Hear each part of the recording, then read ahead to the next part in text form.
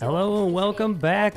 We are here a little late, checking out the JP live stream, and I also have a very special guest. I have Ziggy in the voice chat. Say hi, Ziggy. Hey y'all, what's happening? Alright, sweet. I still have to run my usual beginning of the stream test. 2周年周辺の情報を公開させていただければと思います。それではスライドをお願いいたします。はい、現在も開催中ですが、最大280回無料を開催しております。70回ずつを無料でしていますが、まあ、And then Ziggy, can you test one more time? 形になっています。Hey, check. Testing 1, 2, 3. 期日まで3月31日まで。Not bad. I think it's working. いいですね。はい。これまでが220だったんですけど。Got some banner info up here too. See what this is all about. Oh, really? Wait a minute. まあこちら開催中のものになっております。This is like some sort of pre-banner that they got talking about. はい、開催中ですね。オトタのアニメ放送開始の記念にやっていたんですけど、好きなキャラがもらえると。Coming back into it. お客様からも好評の声を多くいただいてまして。Oh, you know what this may be the part. Actually, this may be the conclusion of the free summons campaign because we got Bloody, we got Abstract, we got Bloodless, and Lacrima in there. Right. アニメの中で CM ちゃんとご覧になってます？ Yeah, this may be a recap because this is the banner that I never pulled on. Still waiting to see what I get in the anniversary. 楽しみですね。はい。続きまして。はい。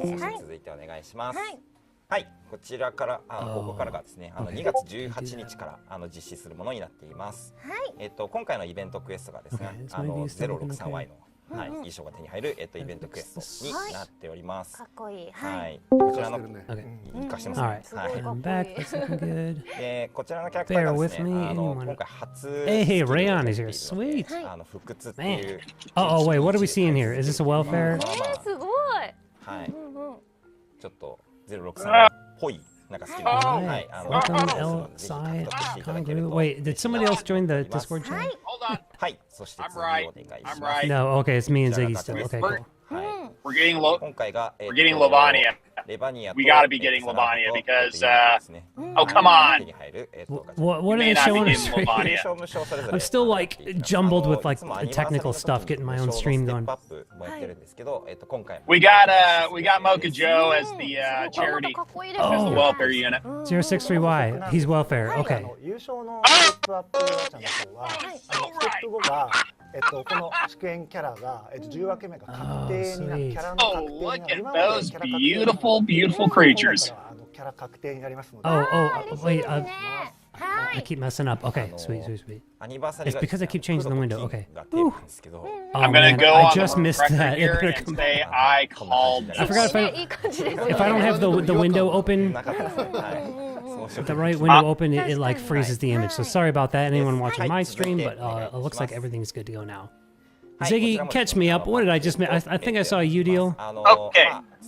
Well, you see U-Deal right now, but here's what happened. We got Mocha Joe as the welfare unit, which led me to get really excited because since Jump Street, I've been saying we're going to get Lavania, we're going to get U-Deal, and we're going to get Serapha. And then I started second guessing myself, but it turns out we're getting U-Deal, Serapha, and Lavania as our main banner units. Is that a new 2B I'm looking at? I did not know. I did not see that. But I did see Mocha Joe, which means that we're missing F66X, which is kind of surprising because those two usually come as a package. Right. Wait, so who were the three? The three were Lavania, U-Deal, and Serapha. Oh my gosh, that is a new team. Holy crap. Why won't they go back to that? Is this a handout unit? Dude, this is a different 2B. This is a new 2B costume, as far as I can tell.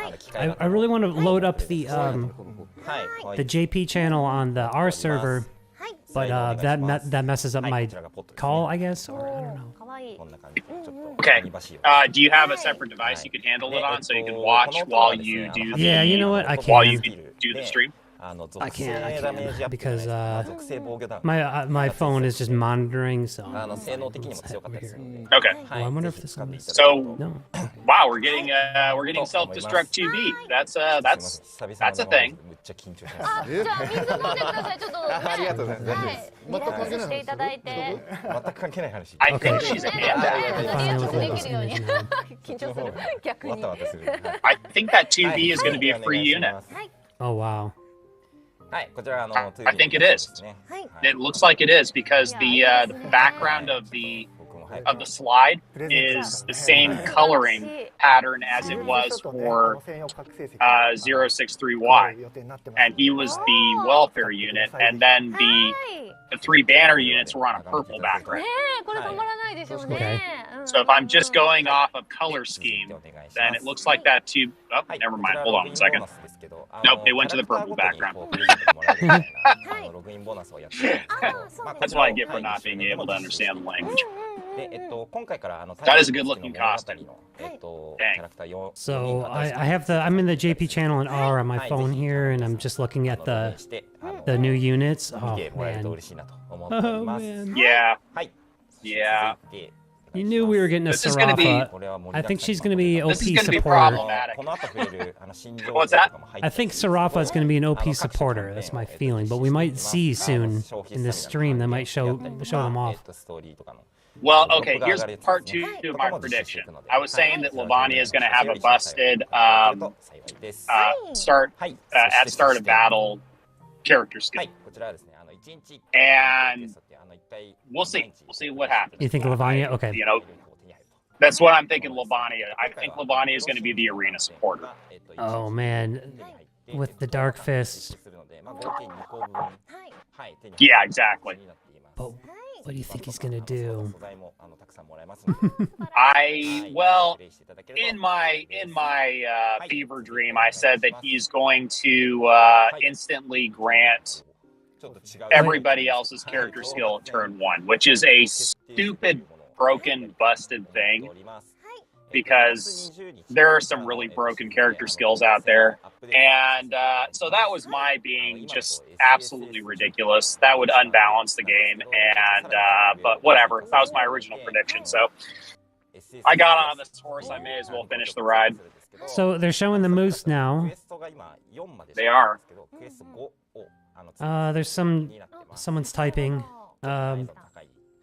Jin Eater in the R server said, yes, the costume after self-destruct 2B is a thing. Interesting. I wonder if you could ask him if it's a welfare unit or if it is a banner unit, because this may upset my entire pull strategy. Wow, there's like no one in here chatting. That's sad. I'm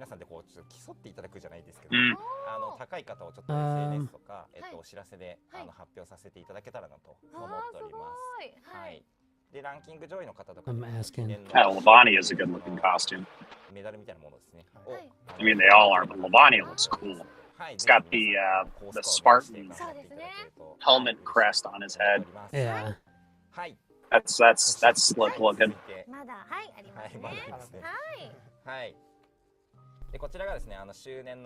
Alright, what are we looking at here? Well, I'm seeing some new mats. Aha! Are we finally getting our generic awakening stones? They look totally different. There's one that's like a scroll and one that's like a diamond shape with a sword in it, and they're both purple. Oh, this is going to be for further awakening weapons and costumes, I think. Yeah, oh yeah, I think we may be getting thing. level 100. And Jin Eater says, I asked if 2B's a welfare, and Jin Eater says no, well, consider it a new costume. Okay. So all right. Maybe on a different banner, or I have no idea. Looks like it's going to be a different banner. I have the image of it. Yeah, I don't know. I think that there is a chance we're going to be getting level 100 costumes, and that we may be able to unlock either extra passives on our weapons or do something different with the weapons. That would be a huge power creep. So it's showing like Oh, dude, this might be what I was like. I've talked about this a few times, like how it would be so cool to be able to upgrade the old 2-stars, and they're showing 2-star. I think that's 2-star Rion with like these new scroll mats. Ah, Those dumb Americans just sitting here speculating. like skill issues, Like language barrier. other people know, and we're just like, I wonder if it's. This is going to be a funny thing for anybody who's bilingual to go back and watch and say, "Oh my gosh, they were so wrong."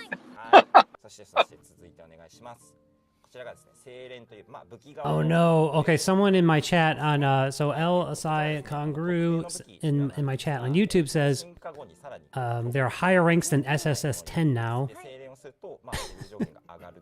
and then we're talking about level cap on locker. So I think that's you were correct there with the level 100. So level 100 confirmed.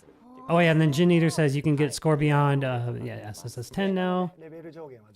Why'd I have to be so lazy and not even hit my SSS 10s yet? I have a day left, I guess. I'm no comment. I haven't done the boost in a while. Yeah, I hate to say that I just get really mad when I play Subjugation. I don't enjoy it. You know what would make it better is if it was co-op. Oh yeah, that would be so cool. We had that in Mobius Final Fantasy, and that was really fun. That would be freaking cool. And what it would do is it would open the door to sort of a guild format. I ran into a spell of writer's block with my script for my part 3, but that's one of the suggestions that I make is there needs to be a way to, and I think it very easily could be implemented as a buy-in, but like a subscription type service to offset the cost of additional server bandwidth and whatnot, and time from the developers. But that would be something that would sell like hotcakes for the real dedicated players of the game. Right on. Ooh, what's that? I don't know. It looks like luggage. Yeah, it does.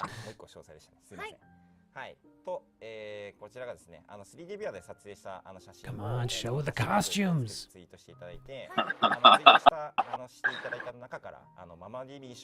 Costumes are fleeting. Features are forever. Okay, and then in my YouTube chat, Elsai says, weapon refining introduced. Oh boy. See, this is like what I was hoping for. All right, Heron is here. Welcome. Hey, Heron. Optional subscriptions is here, Heron? Yeah. These are the things that like they need to do to like hook the vets back in, like these new upgrade systems, you know, that are gonna take even like the most advanced players in Wales. It's gonna take them a while to be able to max everything. Well, that's what the Mythic Slabs offered, and that's why it was a better system than the Awakenings, because the Awakenings was locked behind. We could say it was locked behind a paywall because you could only get the Awakening materials from the banner, whereas the Mythic Slab was something that was slowly doled out over time, but it involved a consistent grind on the part of the player. That's a better feature because it creates long-term interest. Yeah. Hello, good sorry. sir. I keep nodding Hello. as if you can't see me. I'm sorry. Is there a link to this stream? Has this stream started yet? Oh no, is that young Jesus? I didn't put him on the It is. Sounds like Oh, young Jesus is in the house. Welcome. What up? What up? Sweet. This is an epic stream now. This is like this thing we've been trying to plan. Like it's just better when we just throw it together. yeah, you gotta set it together. Not give anybody any advance notice and just say, hey, we're doing this, be there or not. Yeah. So young Jesus, what's going on? Not much. It's 9 p.m. I'm just about to go to bed. Oh yeah? I sometimes forget you're on the other side of the world.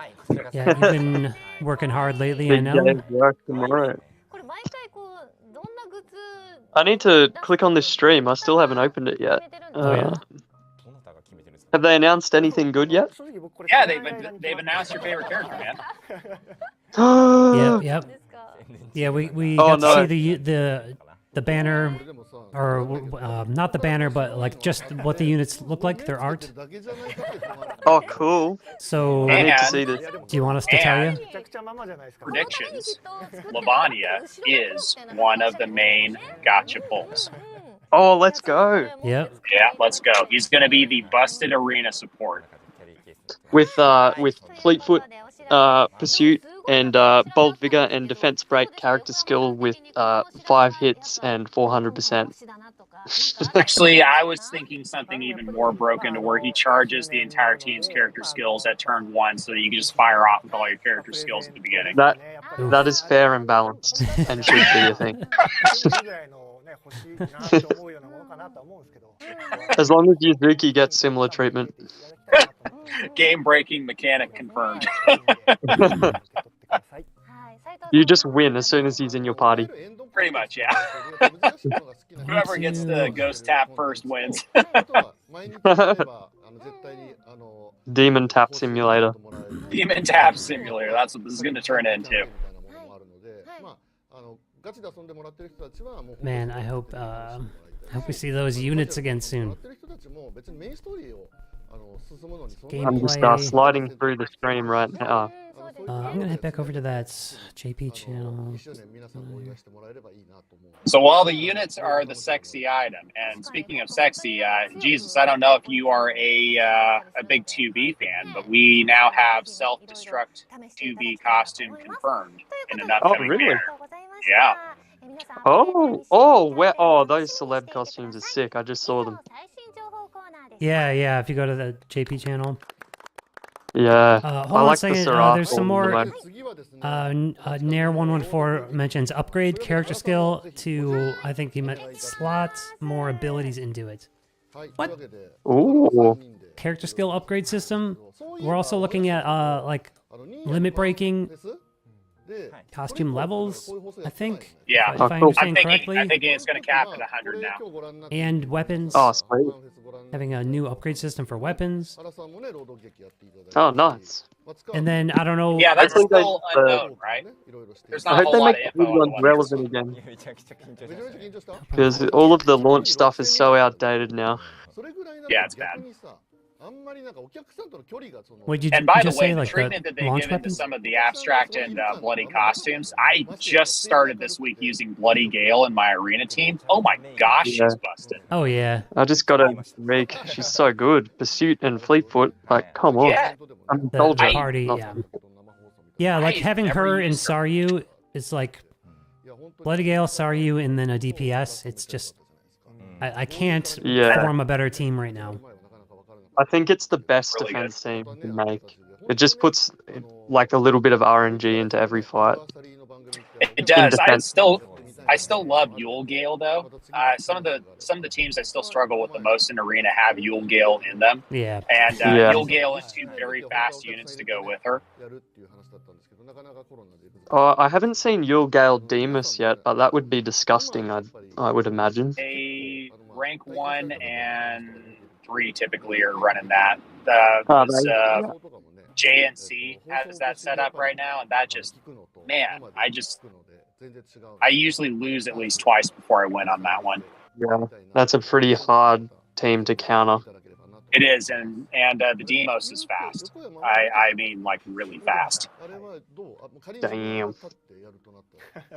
Okay, really That quick. needs something. Gin Eater said something about subjugation weapons can get a new passive from it. It meaning, I don't know, maybe The this new moose. system.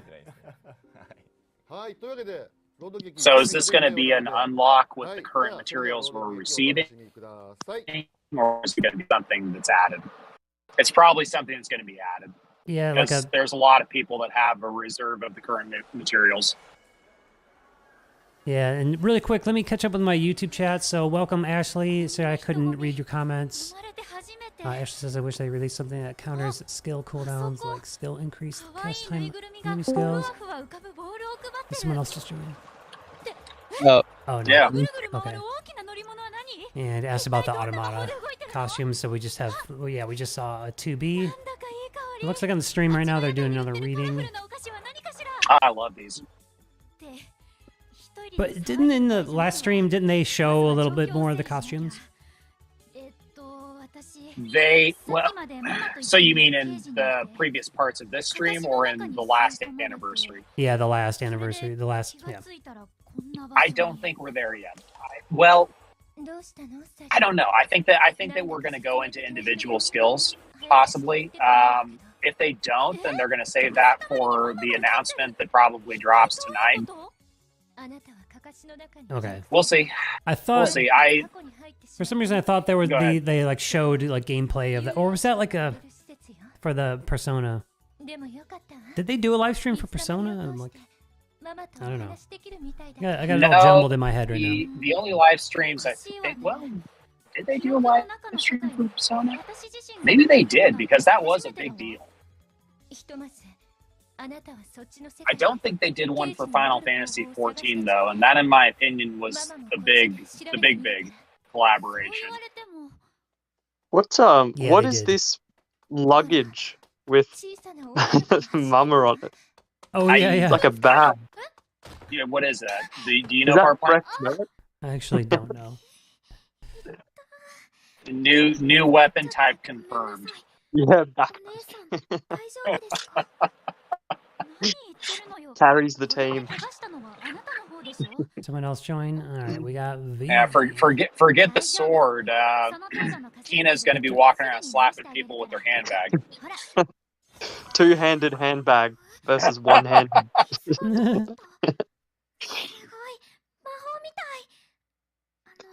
Is it interesting that they chose the subjugation weapons are potentially getting a buff?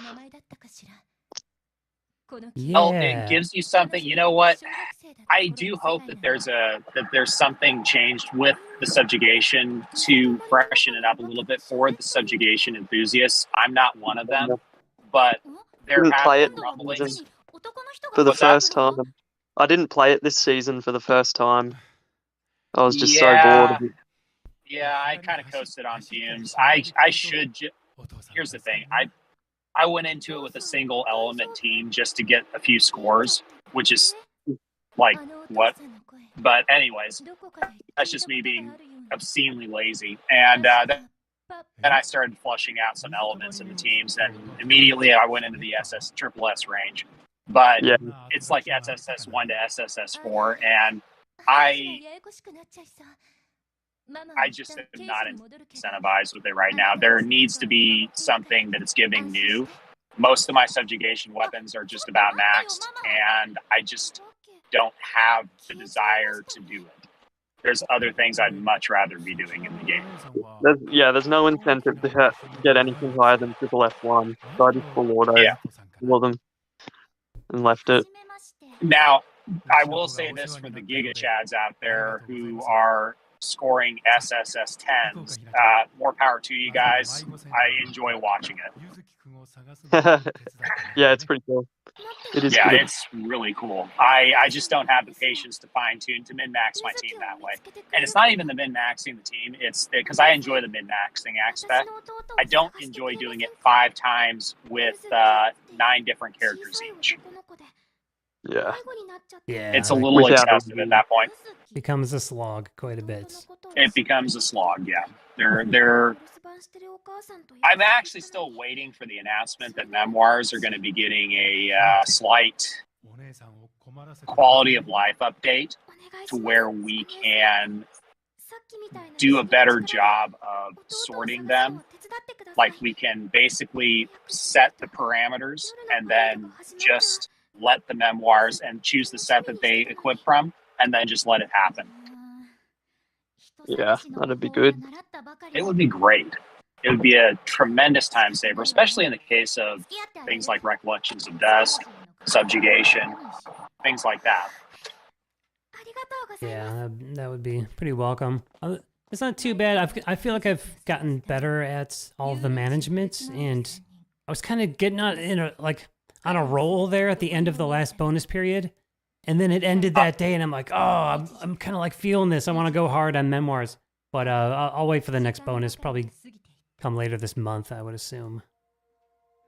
But the only it's not too dungeon I bad. farm You these save your days is the sets, you aberrant know. one. But it's not great. You could could be better. Yeah. There are some JP players though who just entirely play to get the best memoirs. It's just a different gaming mindset. Well, it helps. Again, the reason why I've been jumping into the aberrant dungeon pretty much exclusively at this point is because every once in a while you get that rare exceptional memoir, and it just puts you a little bit over the edge because I don't have any debris that are really usable in arena, and several of my characters are still awakening 1 that I'm using in arena, so I have to pick up that extra slack through memoirs. So it adds a little bit of an extra incentive in that way because I'm not free to play, but I'm also not wailing out hard, and usually I'm going for the limited banners, and those are a real crapshoot. But yeah, the memoirs really do make a big difference in that. They edge out the competition in a big way, especially for people who just haven't focused as much on them and are more focused on just boosting the units and the debris. Yeah, they can really set you apart, as we've seen with a few of our friends in the community there. It's, Indeed. Once you go up against them in arena, it becomes very obvious. Yeah, that they're the whole package. They're the real deal. It's just so many thousands of hours. It is. Isn't it? It is. It is. Yeah. Like thousands isn't an exaggeration, is it? No, it is not an exaggeration. I have. Granted, this game has a very heavy AFK element to it, which I enjoy because I can just put it on while I'm driving and just let it play itself. Yeah. And that aspect I do enjoy. I don't even use the skip tickets unless I'm really jonesing to pick up something quick. I've been dumping my skip tickets into the Dark Memory dailies because I only have 12 of the characters. Oh, that's right. Yeah. I just don't have the time to grind. Yeah, I use the skip tickets for the Dark Memory, and by the way, we need a feature to just skip all Dark Memory missions. Yeah. Oh, that would be so It good. just needs to happen. It needs to happen. There's no reason for it not to be there at this point because just about everybody has all the Dark Memory costumes, and farming. What is that? How many costumes are there? 15? 15 times 3? 45 different missions every day? That's a lot. Yeah, I kind of stopped doing 16? them. Is it 16? Okay, well, even worse. Yeah, 16. I went pretty hardcore for 16. like over, a year or more, like doing the dark dailies every day, and then I would skip them but still do them, and then after I cleared all the characters and it had been a while, and I'm like, and then I was up to 40 something cubes. I'm like, you know what? I think it's time to let go of this little habit. I'm still fully in the habit myself. I think there's That's good. 18 from memory because I think I'm missing 6. Oh, Yeah, Oh, I am. okay. I don't have 18, the yeah. in front of me. Yeah, it's a grind. With I did my share of Sarafa grinding. and Udall. Lots of I can cool only grinding. do so much while I'm driving before it becomes oh yeah, downright no, there was irresponsible. 16 before Sarafa and Udall were really sorry. Yeah. Mhm. So does anybody know who we've got reading the dramatic audio here? I'm pretty sure Mama's in the mix. Unfortunately, I don't use JP voices. JP. Yeah. All right, who's talking? They're right good. now? Victor. Victor. All right, first time hearing Victor's voice. Welcome to the chat. We got a newcomer. Yeah. Wait, is that a fellow Aussie? NZ, sorry. Oh, close. I thought I only half Yeah. heard your voice. Oh, nearly. Very close. Pacific bros. My Pacific bros. Yeah. Oceania. Let's go.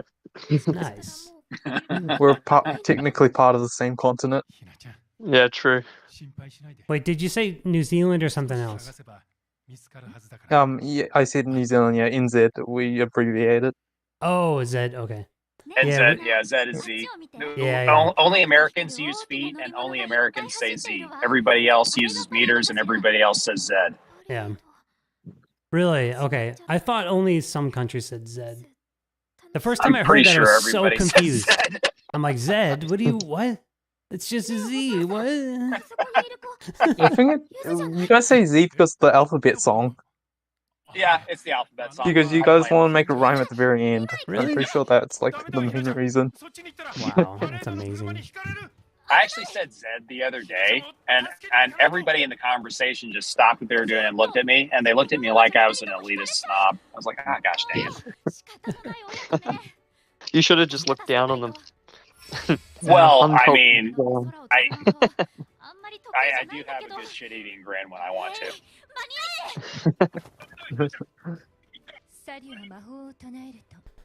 I'm just checking out this JP chat channel. Not too much going on here. However, wonder. Okay,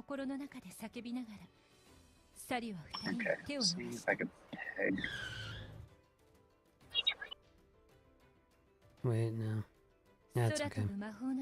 Oops. Oh, Rayon made an appearance. Yeah. Rare. Oh, really? Cool. Oh, that's interesting. I thought Rayon quit. He did. Yeah, a while ago. See, But it's Rayon good to have logs in back. occasionally. What's that? I think Rayon still logs in occasionally, unless someone else has got the account. Yeah, he dropped by right when I started the stream. I see he's uploading Nikkei gameplay. Is that how you say that? Yeah, Yeah. I think so. Nikkei? Yeah. Nikkei or I think something. you're right. That one always makes me think of Studio Ghibli whenever I see it. I don't know what it is. Studio Ghibli, but with butts. Yeah, with butts. Yeah, there you go. Jiggle physics level 99. Who else just joined? Billy! You just ruined it for me. Is Billy gonna do voice reveal? Hello. Oh shoot. Okay. Oh, Well, there goes Studio Ghibli. Yeah, he just ruined They're going under now. I'm never. I haven't released I'm a never gonna film be like able to 5 look years. Spirited Away the same way again. All right, good stuff. Someone's I needed a clipping good out. laugh.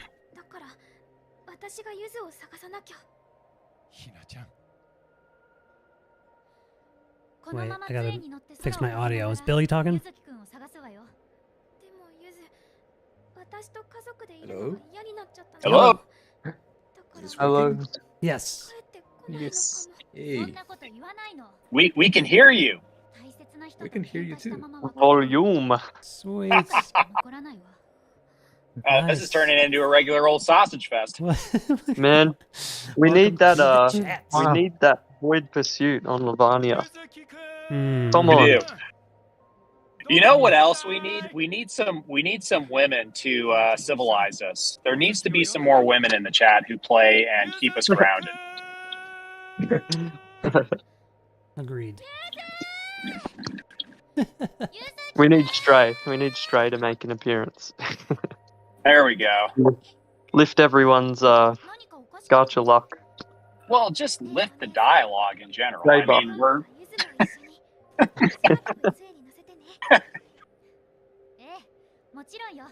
elevate the conversation, we'll say.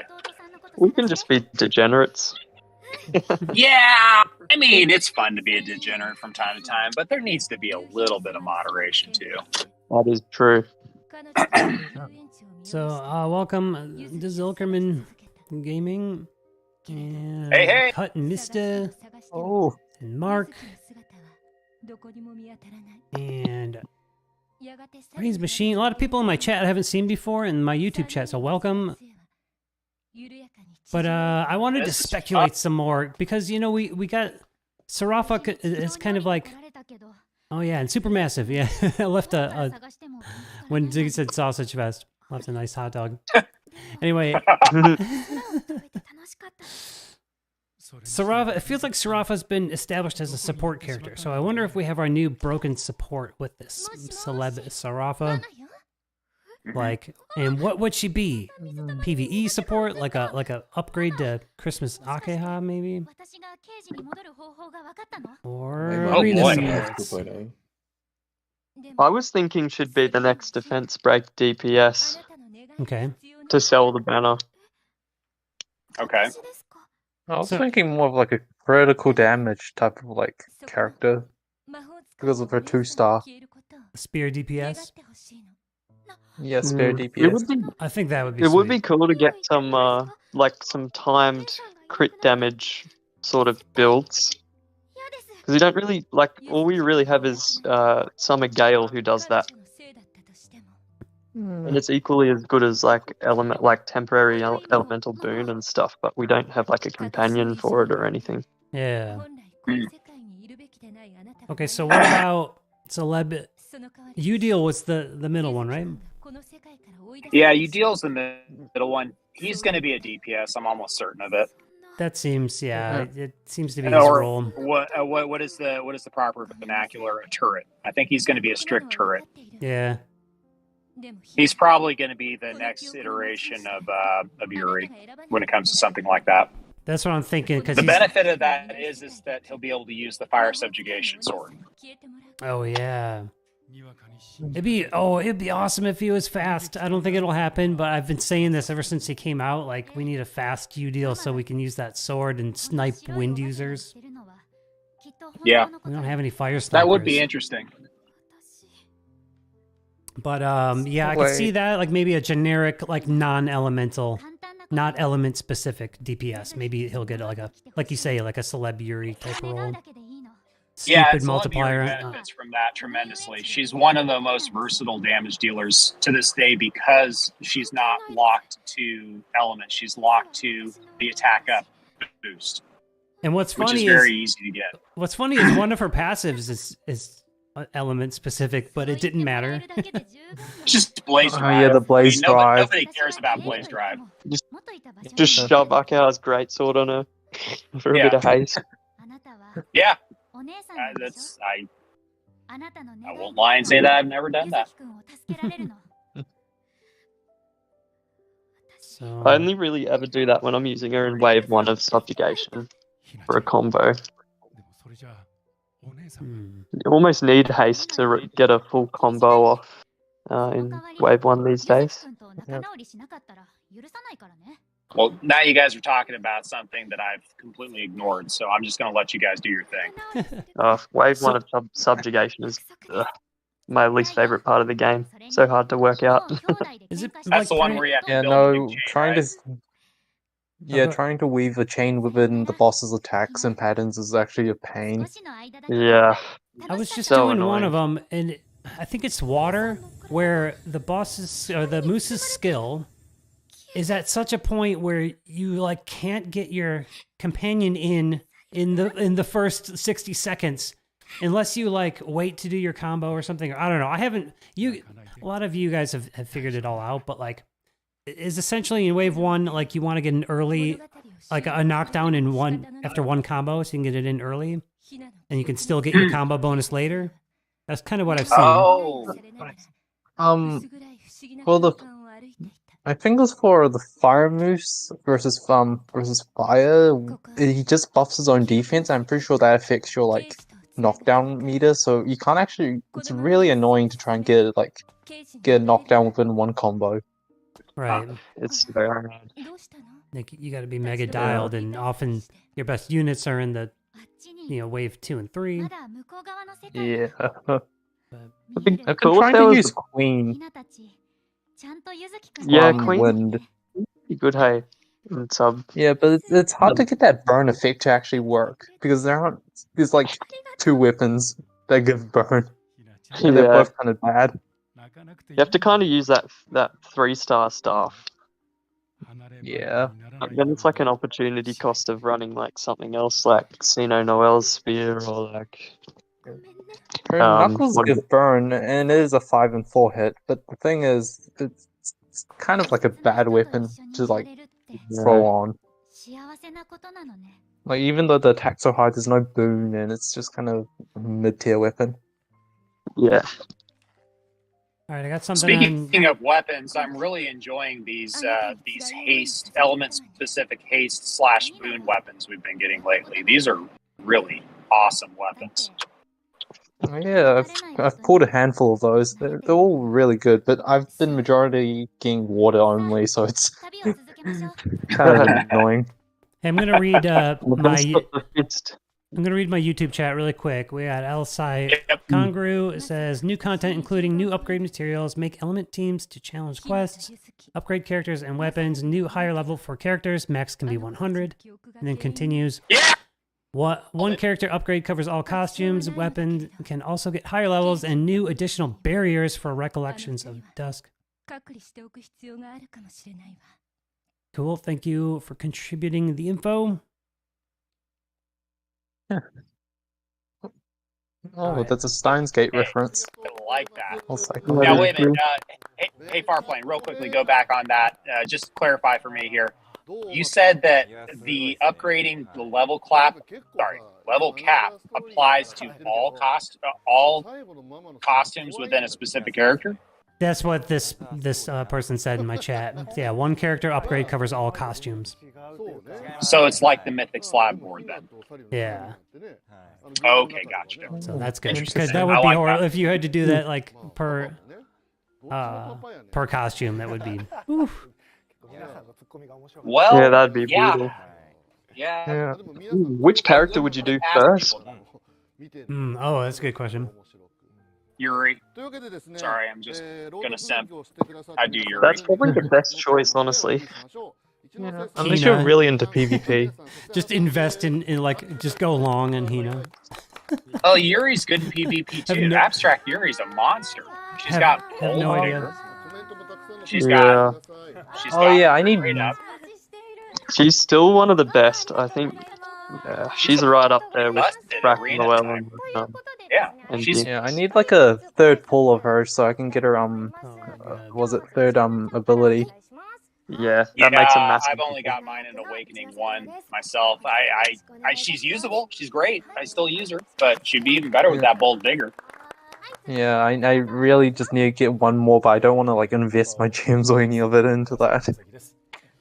No, and unfortunately, just to poo-poo on the game for 30 seconds, that was one of the side effects of the 15 straight limited costumes we got in a row, is that I just have zero desire to pull on standard pull right now, because what's the point? Yeah. So, they're so no more tempting. of that, please.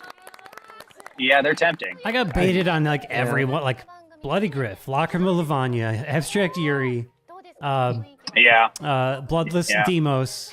I get baited on all these normal pool costumes. They're so good. Oh, Abstract Rafa is going to be another bait, I swear. Oh, yeah, for sure. or Hina and Yuzuki. Well, we should be getting Hina and Yuzuki next month. Their EX costumes, which means that their abstracts will be coming shortly after that. There's been no bad abstracts for a while. What was the last one we got? We got Udil was the last one. Oh, yeah. He's good. I mean, the worst one that I remember was Abstract Sayu. That was a pretty stinker. Yeah. Yeah, but that's before the era I'm talking about. Like, since Bloody Griff, they've been great. I did skip Abstract Udil, though. Yeah. Well, by the way, he's good. Let me read some more here. There's some more. And one thing I kind of mentioned: the update to subjugation, score above SSS 10, add quest 5 difficulty and a way to make the Blackhorn weapon stronger, and then continues. What we know about the banner anniversary units, but let the step up. There's a step up, last step of paid step ups. Guarantees a pickup costume, so that's pretty nice. Because well, that's the same as last anniversary. Was it? Okay. Because I kind of we had that. Actually, I don't think it was. I don't think it was because I remember streaming my paid pulls, and I went all the way into the second step before I even triggered one of them. I think. No, you're right, because it was a guaranteed. If it was a purple drop, it would be one of the anniversary costumes, but it wasn't a guaranteed drop. You're right. You're right. Okay. So this is nice if you're paying, which I'm gonna be. Oh yeah, I've got hotel bucks saved up. I've been squirreling those away for a little while now. I'm gonna dip into my war chest a little and be a little naughty. I'll pay for him. One of the main reasons I'll be spending is because my current gem count is 3,000. Oh, okay. Yeah, that's a problem. Yeah. What about Houston, we have a 100? problem. I don't foresee a lot of awakenings in my future on these costumes, but I think I'll just make sure I get them. You know, at least a copy of all three. We'll see. I've got like 114 something tickets just saved up right now, and like 15,000 gems. So I'm pretty set. I'm sitting at 60,000 gems right now, but I am probably going to dip into it a little bit, so I'll probably be able to get up to 80 without too much trouble. And we're probably going to be getting some goodies for the anniversary as well. So 68,000, but got baited by Bloodless Demus. Yeah, he's a not really sexy baited. play doctor. Yeah. I mean, it was only like Dr. Geesus 100 for the kind of pity a anyway, so match that's made in pretty heaven. good. Yeah. Sorry, I'm just doing levels and things over here. Everyone out there watching in YouTube land, let me know if the level of the live stream is interfering with the chats at all. I think it sounds okay, but just check. Well, let's be real here. The most of the people in the YouTube chat are going to be just here for the witty repertoire and commentary and the occasional sausage joke. And the people who are actually serious about this live stream are actually going to be watching it. So I'm just throwing that out there. Yeah, I have the live stream really, really, really low in the mix. So. And you guys are Discord keeps clipping. I keep hitting 0 on my meter, but I think it's okay. I think it's when I get the blip in addition to voice it happens, but yeah. Okay. Cool. Okay. Well, nobody cares about what I say anyway, so if I blip out, no big deal. We all care what you say. There's people here for you. People saw you on the thumbnail and they tuned in. There you go. Now you need to update the thumbnail. I do, and I'm going to. I'm going to put Young Jesus on there.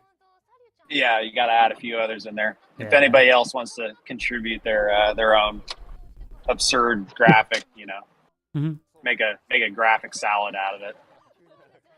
Put up a bait celeb Lavania picture. Just crop a dress onto Lavania. Well, we didn't see his bottom half. He may be, in fact, wearing a skirt. That is true, and I'm excited if that is the case. Well, yeah, I've got some Scottish in me, so it's going to be called a kilt. Just because kilts are extra manly skirts. It'd be, what would actually be hilarious if they did like some sort of costume exchange between two characters. That'd be cool.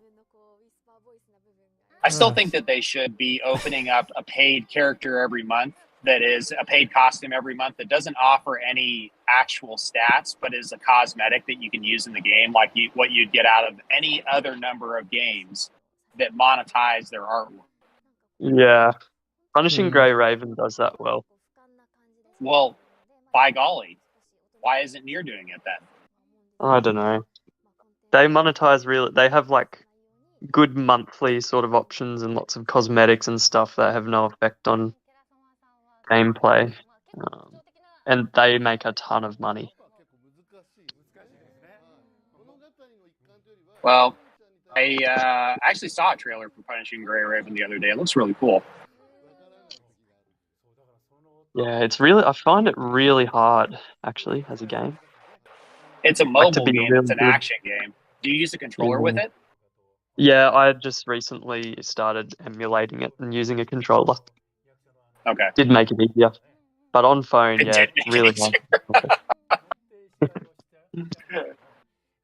hard. Well, is what it is. I run into the problem. I'm on the road a lot. I'm working a lot. I like the AFK setup. I know that Reincarnation has been criticized as a walking simulator by some. I am perfectly okay with that because I get to AFK it a little bit. And then the stuff I really want to focus on, I can focus on. Yeah, I heard that, like, the walking simulator thing from people, like, early in the game, like, when that's, you start walking the cage. Like, how could you It's reduce... a general criticism of mobile games by the more purist gaming community. And by the way, more power to them. These are the guys who are going out there and absolutely going ham on the most difficult of games and giving them their time and attention. I love those guys. Me personally, I don't have the time to do that crap. I'm trying to pull some of these images. Oops. Oh, something changed. Hold on. Oh, really? Did they finish the stream? Oh, something's happening. Oh, let's watch. Oh. I was trying to pull some of these images so I can...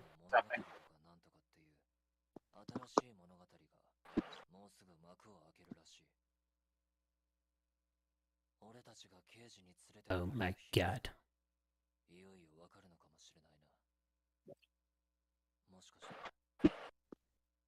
Chad Yuzuki. Turn up the audio for now. Oh, そんなに私と旅したかったんだ。別にそういう意味で言ったわけじゃ。まあ、とにかくだ。次の情報が出てくることを待つしかないな。Yeah, almost 3,000 people watching live. It's not half bad, actually. Oh. Yeah, that's pretty cool. Okay, I'm trying to send these images to myself. Yeah, here we go. So I can load them up while there's nothing interesting on the screen.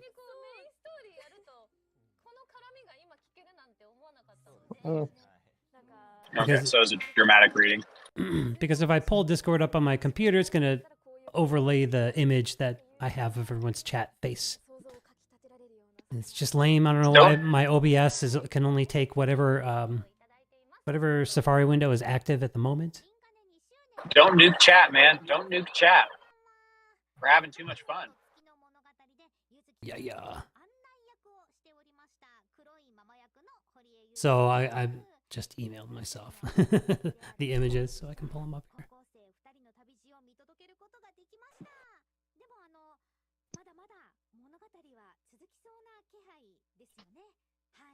All right, what's happening in here?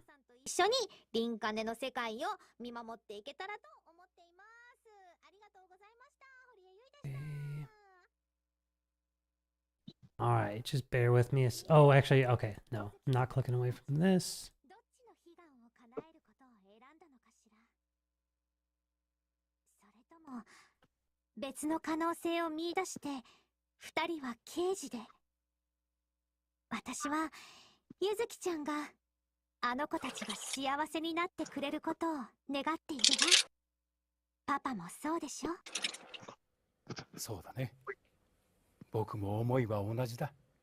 Look, it isn't mommy and babe.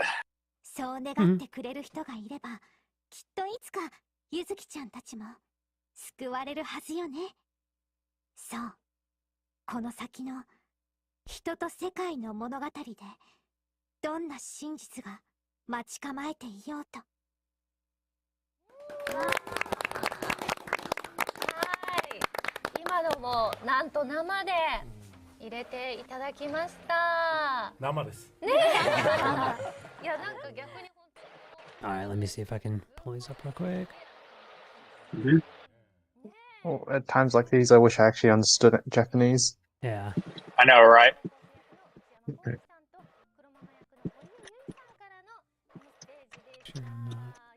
I'm actually looking forward to the translation of the. Well, I mean, Have any of you guys caught up on the past dramatic readings from the last 2 anniversaries?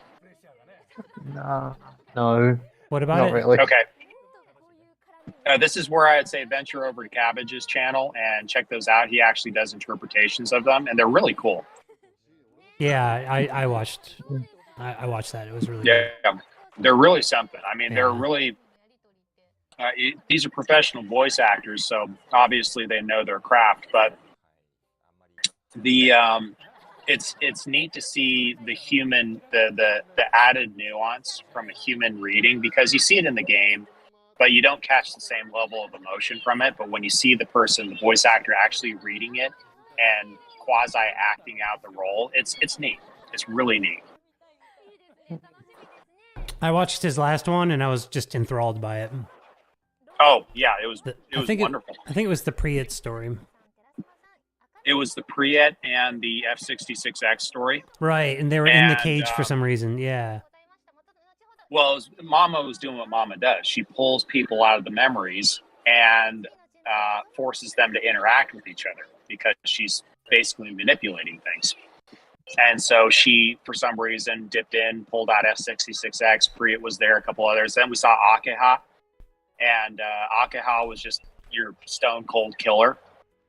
And exactly how you would imagine Akeha being. Whoa, what is this? And Theo interacted with Akeha, which is really cute because Theo's that bubbly little girl, and Akeha does not have a single maternal bone in her body. So, it was quirky. It was a lot of fun.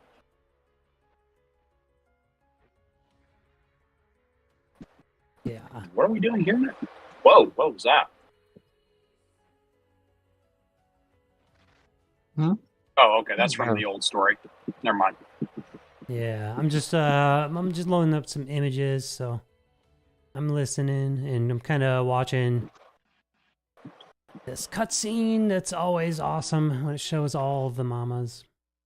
That was a new they're Noel doing a scene. recap episode.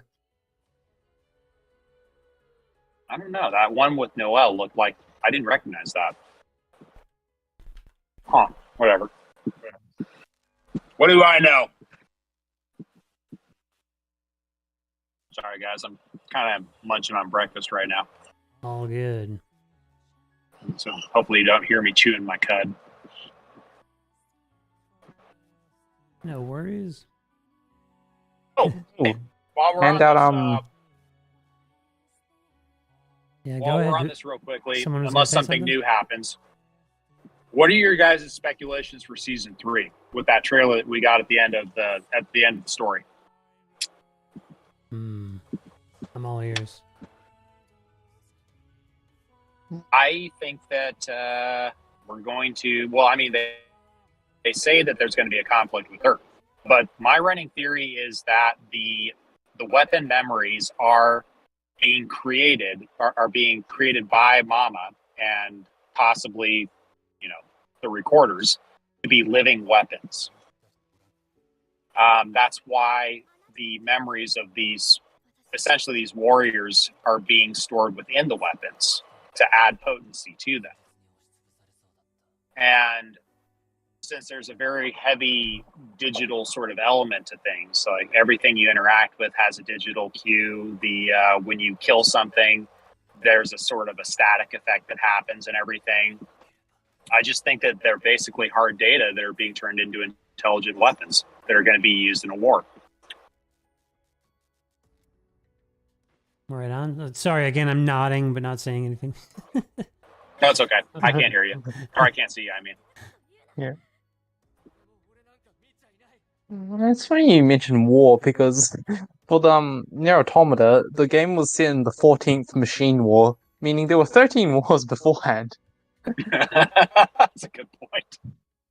So perhaps it could be one of those wars as well. It could be. Yeah, but knowing Yoko Taro and his writing style, he could have just made everything up and weaved it together with some random I've just saw it in the cinema and that's why I want to put it in there. What was it with the end of Drakengard? He did that with after seeing the end of Evangelion, I think it was. Mm-hmm. Mm-hmm. Whoa. And he just said, let's make this as a joke ending, and then they actually used it as the canon ending to go into Nier Replicant, which was out of nowhere. Yep.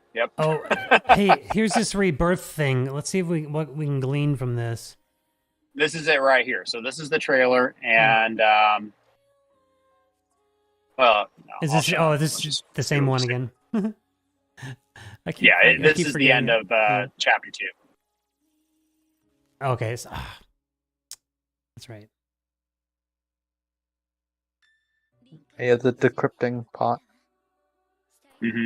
Okay, we got our 280 summons coming back. And then here's that 2B again. They're really showing off this 2B. Well, I can't imagine why. Boom. Got the slide up here. I saw something that was too funny in the JP channel. If you're on there, go look. If you saw like 10 minutes ago or 5 minutes ago or something, I started laughing really hard. It was like a joke promotional image for Second Annie using the 2B. So the question is, I didn't actually pay attention to the date on there. Is 2B coming before? I imagine she's coming after the anniversary. Yeah, or is she going to be side by side with the anniversary? Okay, I got the slide up. And what this is 218 through 331 for 2B. Yeah, that's simultaneous. Yeah. It's a login reward. That's a login reward. Okay. Ooh. So I don't. So she is a login reward. So it's simultaneous. With a companion. That's what I was curious about initially, because she looked like a handout unit when I saw the first graphic. Right. I mean, if they made that a gotcha character, that would just be cruel. Yeah, it would be, and it'd be extra cruel because I'd pull for her. Not gonna lie, same here. I'm gonna. It almost doesn't matter if she doesn't have a great kit. That's a really, really great aesthetic, guys. Hey, I just like Nier Automata, the game. You evil geniuses know what you're doing. You're playing with my emotions here.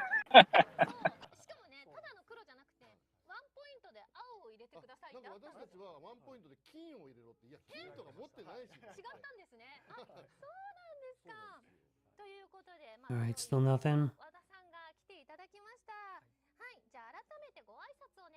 Yep, Farplay, I found that image in the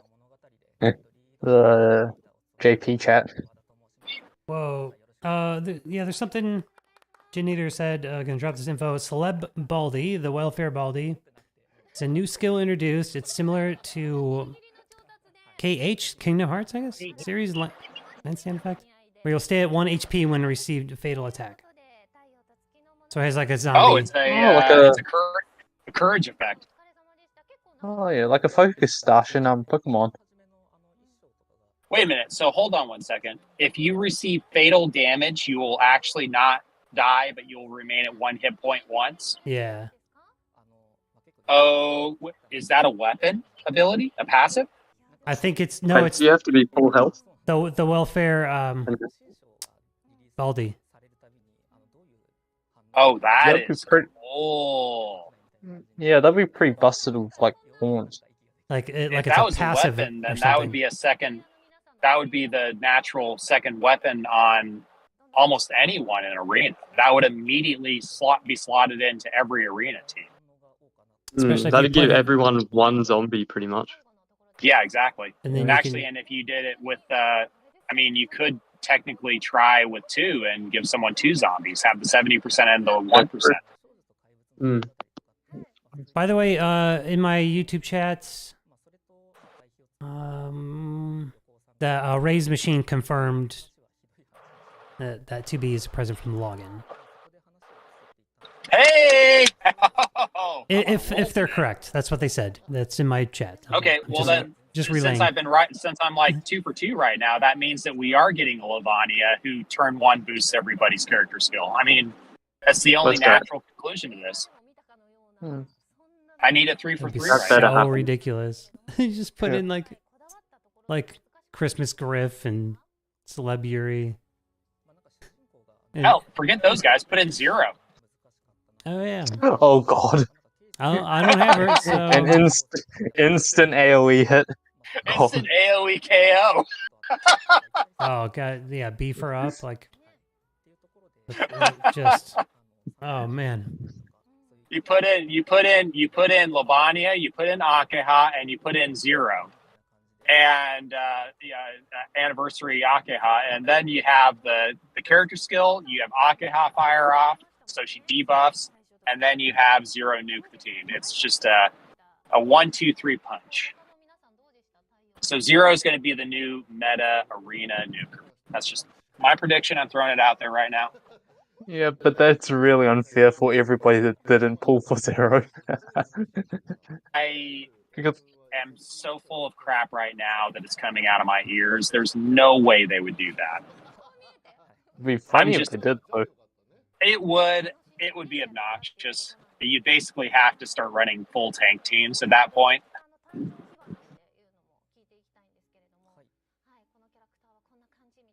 Yeah. I wouldn't mind a major meta shakeup in arena though. Yeah. Well, because how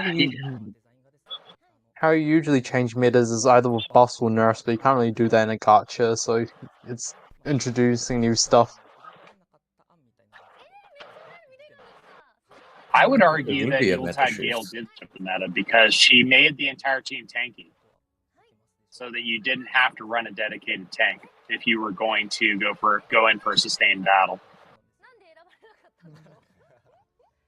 Between a Yuletide Gale and a zombie weapon on 1 or 2 of your other characters, I've seen this happen to great effect in the teams that I've gone against, where Hold the phone. What is this? What? Oh, that's interesting concept art. It's like a weird jester, like are they all Saryu? Those look like Saryu. Those are beautiful. But it looks like Hina, A with the jester hat. Looks it could be Hina. Yeah. Oh my god. Oh, that's you're awesome. right. Sorry, Ziggy, continue. No. This is more important. Okay. I'm good. You're right. It could be Noel too. It could be Hina or Noel. But yeah, it looks like Hina, the jester one. It says design Maybe that's proposal the Saryu for the translation. Say it again. Those are all Saryu? Translation says design proposal / Saryu. Okay, gotcha. So that was originally what they were gonna. Huh. Interesting. Hey, I like to be the best. Dysopia Bard is in the YouTube chat. Hey. Welcome. No. I think I like D the best. Ooh. What's that? This kind of looks like V. Dysopia Bard. The voice channel's open on my server. If you want to join us via voice. D's kind of cool. And C. Yeah. Oh, yeah. What is Much better than the one we got, I think, honestly. Yeah. Wait, who is this? Like a Mimikyu. That was original for Priyat. Wow. I really like Priyat's A. one right now is kind of derpy looking. Oh, dude. If we got a Priyat that looked like A or B, oh my god. Yeah. B would just be another VV clone from Final Fantasy. There's too many of those characters. God, that's too cool. And D's so awesome. D's way too sexy. Did Too Bard much Agree. detail. Did Bard join? Way too much. I mean, like, it's good on Yuri, but Oh, nice. Bard's here. Hey. Yeah. hey, Oh, Man, we got a party going on here. I didn't lie. This looks like a good time here. I didn't lie in this the is a title. great time. Watch party. yeah. Oh, too bad Capita's not here. Yeah, Capital Yeah, needs we're to take a missing break at Cap. work. We're missing Godam. We got him. We're missing a few others. Dude, look at these Maries. Yeah. You know what? He- At least we have the we- number 2. Honestly, we Marie. should screenshot this and send it to him and just be like, These are some leaked costume designs. The second one looks like a nurse or something. Yeah.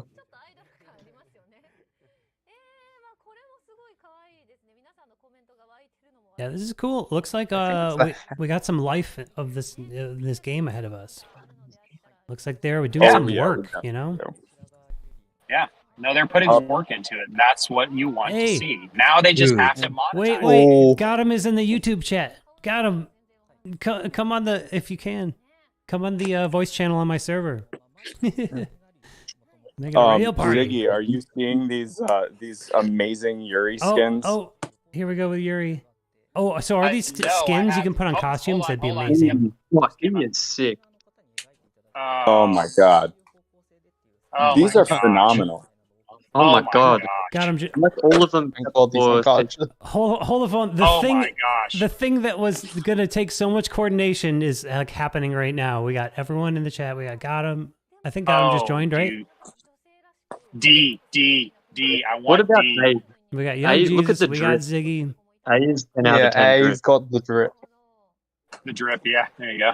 The E's got the yin and yang. That's pretty cool. D. Well, I actually like the design we have the most. I really like the design we have, but I am not going to lie to you. If we ever got a variant as a D or an E, I like B a lot here. I like the face mask. It looks cool. The U deal we got was the best one. I think that it's really, really funny because someone said that for these developers, this is predominantly a passion project. And you look at the work that they're putting into this. Yeah, this is definitely a passion project for these people. Yeah. Oh, yeah. They could be a lot more money, I'm sure. But... Well, they do. Again, this is, you got to make money. They need to make money. And to do that, they need to make a product worth buying, which means they need to fix their damn shop.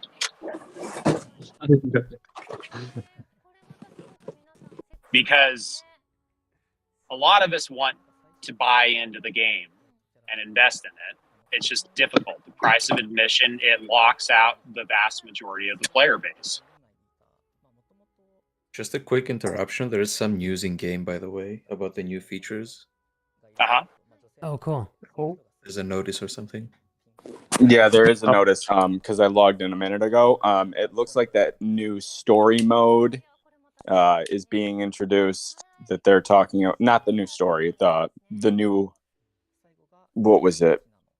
The game mode? Yeah, the game mode. That's what I was trying to say. It looks like it's going to be one of those things where you take your character and you move him to different spots on a map, and they're talking about different kind of loadouts, bonuses on loadouts. It looks absolutely phenomenal. It looks like something that's going to go a completely, I don't know as if it's like a typical gacha route, but it's something unique, obviously. I wonder if this has to do with them saying that they're going to take us out of the cage a little bit. Even though the cage is ripe for, there have been, the cage is underutilized. The actual cage mechanic itself, there's a lot that can be implemented through the cage. It's a system that already exists within the game. All they have to do is add some features and some nodes to it that would allow us to interact with it differently. Yeah, even they could do so much more with the cage, to be fully honest. But you know, this I've said it from day one. I think the best part about this game is the story, obviously. Oh, okay. I got the in-game news. Putting out banger stories, you know. It's, you know, the story is fantastic, but it's the full package. It's the complete package. There is, I don't know about you guys, but I'm the weeb who sits there and still watches the battles at regular speed because the animations are so smooth, because the character models are so beautiful, and all of these other things. Like there is a lot that this game has to offer that it just does better than everybody else. So hey, we got as Gotham said, we got in-game news. The we got the quest, and the new features are called Exalt feature. And I'm clicking on that now. I got it up. Let me just check my view here. Yeah, I got it up now. Exalt feature, strengthen each character beyond their ascension level. Alright, yeah, this isn't too long. Select Exalt from the enhancement screen and use Gold and Verse of Truth, which is going to be the new mat. Can be obtained in the Fate Boards quests, added in the updates. The drink. So I'm going back one. So Fate Boards is the new quest. This is all in game, by the way. I'm like, yeah. See, if you scroll down a little bit, you're gonna see this is where like they have the thing where it looks like you have to go to different spots on a map. It's that's sick. Fate Board Shadow is a high difficulty. I can see it myself. The high difficulty event quest centered around creating affinity-based loadouts. The 5 quests. Let me check the live stream real quick. Okay, cool. Yeah, make sure we're not ignoring people in the chat either. Sorry. Yeah, more responsibility for Fireplane. The five quests organized as a single stage feature light and dark enemies. In each quest, there are loadout bonus that further enhance stats when equipping weapons of certain affinities in loadout. Make use of the effects to gain the upper hand. Since the enemies have high HP and use powerful attacks, use your allies' recovery skill, yada yada. Good. Rewards include items needed to exalt your characters and refine your weapons. Good. Sick. We needed a permanent mechanic within the game that allows us to really utilize our healers and supports. And here's what I'm excited about. That, like, it's going to be most likely a situation where we have to be careful and pick and choose. Oh, what's happening here? We have to be careful and pick and choose what characters we do first, what weapons, and everyone's going to have a different advantage over each other based on what they choose. Yoko has to be one of the most entertaining people. I don't know if you guys have Twitter, but following him on Twitter just is sometimes it's a treat. I gotta do him that. And that church event with Nier Automata last year was absolutely hilarious. You mean the one that was made by the modders? Yeah, the modders, the church, and how he just responded with, "Oh, how did that get there? Interesting." Yeah, he's incredible. He just he will play into it. He's definitely a character to be frank. Yeah, Man's a legend for a reason. Yeah, he really loves a meal head. Yeah, no, he really does. He enjoys his anonymity too, which is good. And this is a extremely quirky way to pull it off. Oh yeah. So I mean, it's charming too. Think about how Daft Punk pulled it off, and even the Gorillas. I don't know if you guys listen to the Gorillas, but I saw one of their televised conferences where they basically had their puppets of their animated avatars up there doing the stage performance. Oh, I saw that. It was really cool. Did I miss something in chat here? Okay. So yeah, so if it's this thing where we have limited access to these mats and we can upgrade our characters, and everyone's choosing different characters, and it's like another one of these situations where, you have to be careful, kind of like when we first had slabs. You had to be careful who you chose, and that could make for an interesting shake-up. People have different advantages over each other. Awakenings. What's that? I said Mythic Slab Board is a better mechanic than Awakenings because it allowed the player to invest their time into it as well as their resources, and it was a slow grind. It was something that invested you into the game over a prolonged period of time, unlike the Awakenings, which were a quick dopamine dip and instant gratification. That's good. That needs to happen, but for something that is so impactful to the mechanics of the game, it's better to have something that is played out over time. It's better for the health of the game. Well, that, and you need different things to keep engagement, to be fully honest. It's funny because you guys all are people that have played it for longer periods of time. I just came back to it a few months ago. So from that perspective, there's still a lot for me to do, but some days you know how it is. You just log in, you do your dailies, and then you log out. I feel like that's a lot of players. Yeah, I might be the exception to the rule on that. I usually leave my phone on for at least an hour or two every day playing Reincarnation. Again, I enjoy the overall experience. It's the weirdest thing for me because usually I get tired of the game. Not tired of it. I tend to play games for a while, but I haven't invested in the same way in other games as I have with this one, just because of how polished it is. I completely agree. Yeah, only lately I've been having those days where I might just log in and do dailies, but for most of the life of this game, I've been going, especially at the beginning, just going so hard and spending so much time. It's just when I got to that point that a lot of people got to, where you clear the EX pool and you got the subjugation scores you're happy with. Like I got my first top 10 in arena. Then it's like kind of like there isn't much ceiling left. Yeah, it's like once in a month you get a tower to face, and then you just clear through it in like 2 hours, and you're like, oh, what do I do now? Yeah. Yeah. So it looks like they're addressing that. These are the things that I wanted to talk about, in the podcast video that we're like low key doing right now anyway. Pretty much. But we'll do another one once everything's all released and we digest it. I think we should do this again, where it's more just it'll be published as a video instead of a live stream. Yada yada. Anyway. Yeah, I'm up for that. My schedule I think is more flexible than a lot of other people's schedules, so I can try and slide into, especially with the Islanders got over there going. And I know that Dr. Geesus has got a pretty crazy schedule. Yeah. Yeah, God bless that dude. But in any case, it looks like they're addressing a lot of the things I wanted to talk about, like new upgrade systems, new things to keep vets busy, because it's good to bring new players in, but if you can hold on to your vets, that's really good for the success of the game, Much healthier game that way. You want the long-term play. You don't want to bait people into playing a game that they download, play for a few hours, and then uninstall. You want people to stay for the experience. 2B.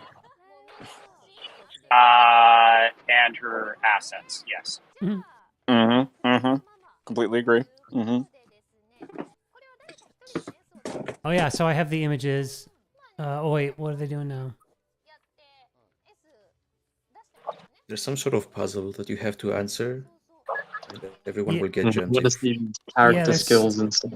There's something in my YouTube chat. I can catch up with that. Let's see. Congress says. Is that Gotham I just heard over there? I think Gotham had to go. Nah, that was me. Popping back in, lol.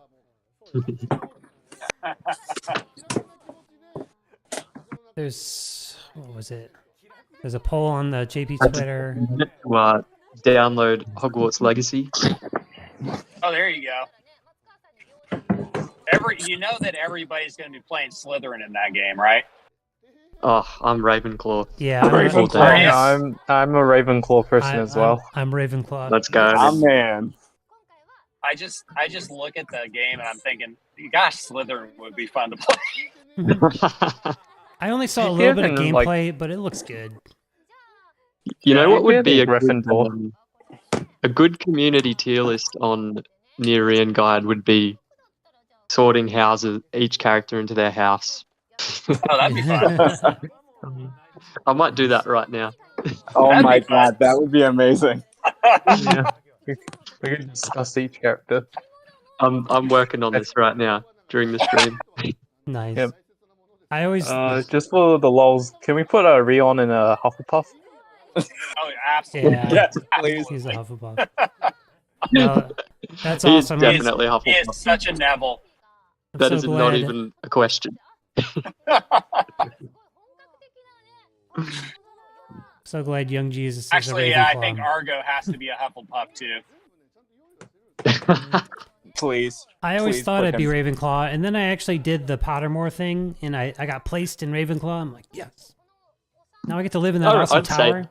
accurate. I'd agree with that. What's that? Well, Ravenclaw is like the creative group, correct? They're like the academics, intellectual, they're the academics. and Yeah, they're the academics. Gryffindor they're like is high the driven performers. ones, the ones that The brave ones. Gryffindor are brave and Well, they're- courageous they're the ideals. and loyal. They're the ideal. Yeah, and loyal. Yeah, Gryffindors are more loyal. Hufflepuff is basically the lovable extras.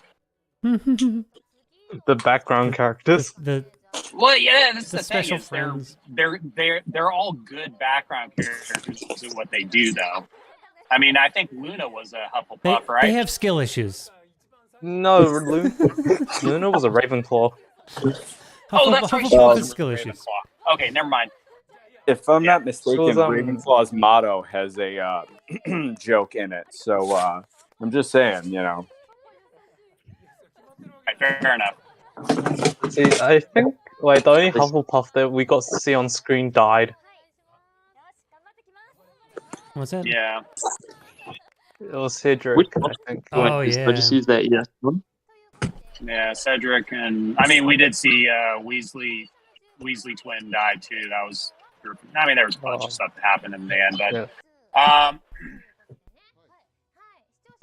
that scene was much better written in the book than it was shown in the movie. By the way, Lavanya would definitely be a Slytherin without a doubt. Oh, for sure. So would Yuri, and that's why I go Slytherin, man. I'm all Slytherin. I reckon Mary would be Gryffindor. Gryffindor. Mocha Joe would be Gryffindor too. Yeah. That For dude sure. is like, Definitely. yeah, that dude would be leader of the house. I think put F66X in Ravenclaw. She seems like a bit of a nerd. She is a nerd. I could see her being a Ravenclaw. Yeah. Yep. That makes sense. I can The agree with that. humans that bought the flowers. Oh, Demus is hard. Priet would definitely be Slytherin. Oh yeah, she's basically Wormtail 2.0.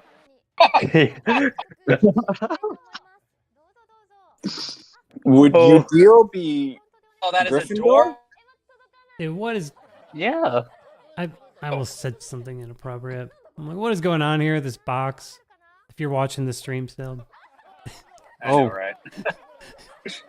They're trying to guess what's inside. Oh, they're trying to guess the character based Oh. on what they feel. Oh, nice. Who just joined?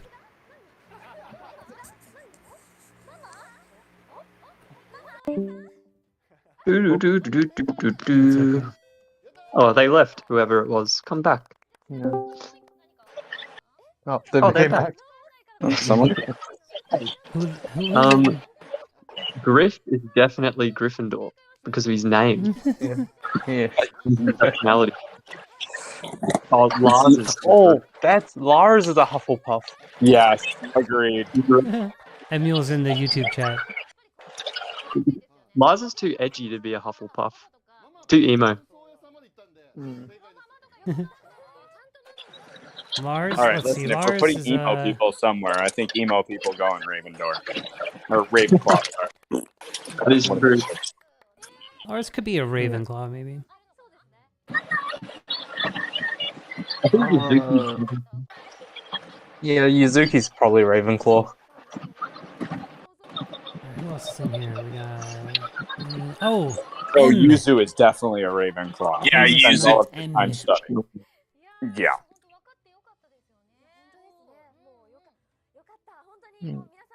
I'll send a screenshot into of the finished list. Yeah. We're nearly there. oh, nice.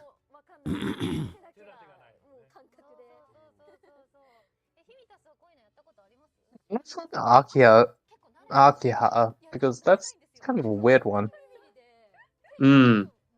She's the one I'm having. Yeah, her problem is she has like barely any personality besides assassin. Who? Akihata? Yeah, Akiha. Well, she's loyal though too. So what category does loyalty fit into? I think that's Hufflepuff. Oh, Gryffindor. Gryffindor. Yeah, Gryffindor would be the loyalty aspect, but Hufflepuff too. Hufflepuff is very loyal. Yeah. Okay, I'm just not a Hufflepuff, like from vibes. She's the secret assassin. You know, the reason why you don't F with Hufflepuff.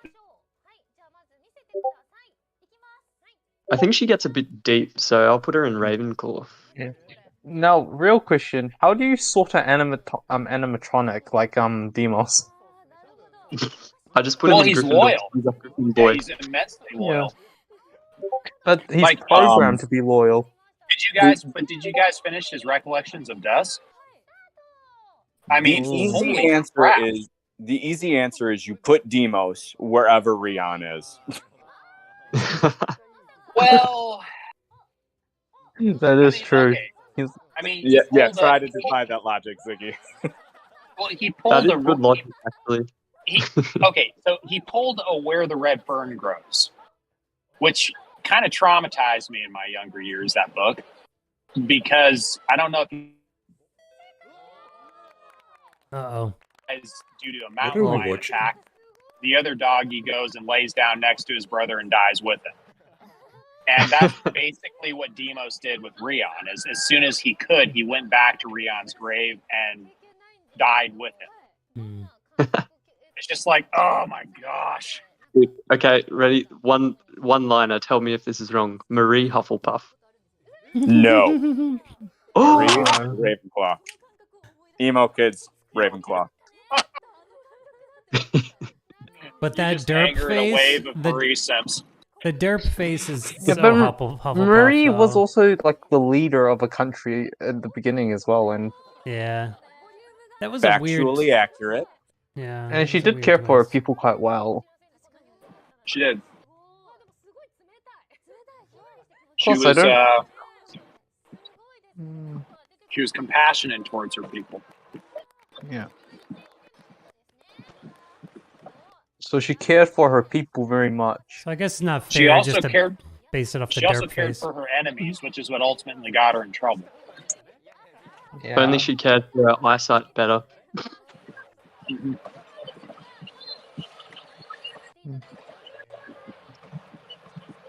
now we're playing with slime. My little girls would absolutely be gaga over that. Is Theo Gryffindor or Hufflepuff? Maybe Gryffindor? I want to say Gryffindor with her because she is. She's like the antithesis of. Go ahead. What type of 6-year-old would walk up to a monster and just be like, "Let's play"? So I say she's pretty brave. Yeah, I could see her. That's Harry Potter vibe right there. Yeah. She is the protagonist to begin with, so you know. I mean, yeah, that's fair. Oh wait, sorry, that's gonna be a funny one because she already goes to Magic Academy. Oh, she's definitely a Ravenclaw. I mean, yeah, she's smart. Yeah, she's Saryu's hard Ravenclaw. I zero argument from any of y'all. That's my story, and I'm sticking to it. The thing is, I don't want to get poor Farplane demonetized. I got jokes, but yeah, let's definitely keep it safe for work. I am live on YouTube at the moment. Yeah. And I'm not monetized yet, but coming up on it soon. Yeah. Well, should we also do the just the Nier Automata Nier Replicant characters as well? Considering they're somewhere. Edgelord and S.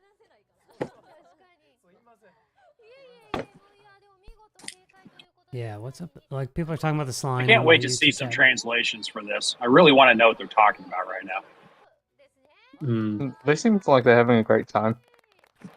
Yeah, which I really love. There's a very good chemistry here. If you want translations, you could always do the thing and go over to Cabbage, because I believe he's like translating it. Because much as I hate to say it, I can't speak Japanese, so I defer to someone who can. Well, I plan on visiting Cabbage and checking this out because he did a good job last time around. I appreciated that. Yeah. Pretty sure Cabbage said he was going on vacation for a while, so he won't be live translating this. But today he said he was going to. So. No, never mind. He was translating it now. Okay. Oh, yep. I just checked his community tab. He is definitely translating it. Excellent. Yeah, 6,000 gems coming our way. That's nice. Hey. Those are going right to the bank after the happening. Yeah, right. Just a friendly reminder to all: don't drink and pull. That's it's a bad idea. Hello. Whoa! What is? It's the other Marie guy. Who just showed up? The schedule gods fucked me and made me work, but I'm here at 4:40 in the morning. Oh, what's up, Capiter? Hey, you're live on YouTube. Cool, and I said a bad word already. You did. You totally screwed up the stream. We're gonna have to reset it and start over. We got to see the whole thing. We're gonna have to delete the board. I think. How you doing, Cap? You feeling one better? swear word it could let me slip. Yeah, I'm doing better. So what's all popped on the live streams so far? I saw I saw subjugation, I saw the anti-units, I saw level 100's no longer a meme. Yeah, did you see the Marie concept art? Okay. The Marie what? Something on the live stream that's popping. There was concept art for like a lot of the characters, and there was like one of them was for Marie. Like each of them had like five different concept designs. Was it?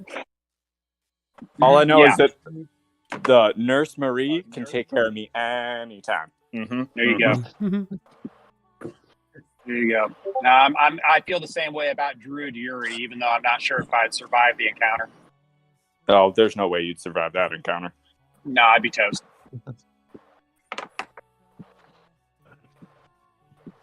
This is interesting. So they're going through story stuff. Yes. It's they're doing this. This is the second time they've done this. It's a story of a story recap. Oh, so they're just recapping everything. Yeah. They're adding filler to this live stream. That scene. Well, at least we don't need to spoiler any of this whatsoever now. Yeah. No spoiler embargo. Not even out of courtesy.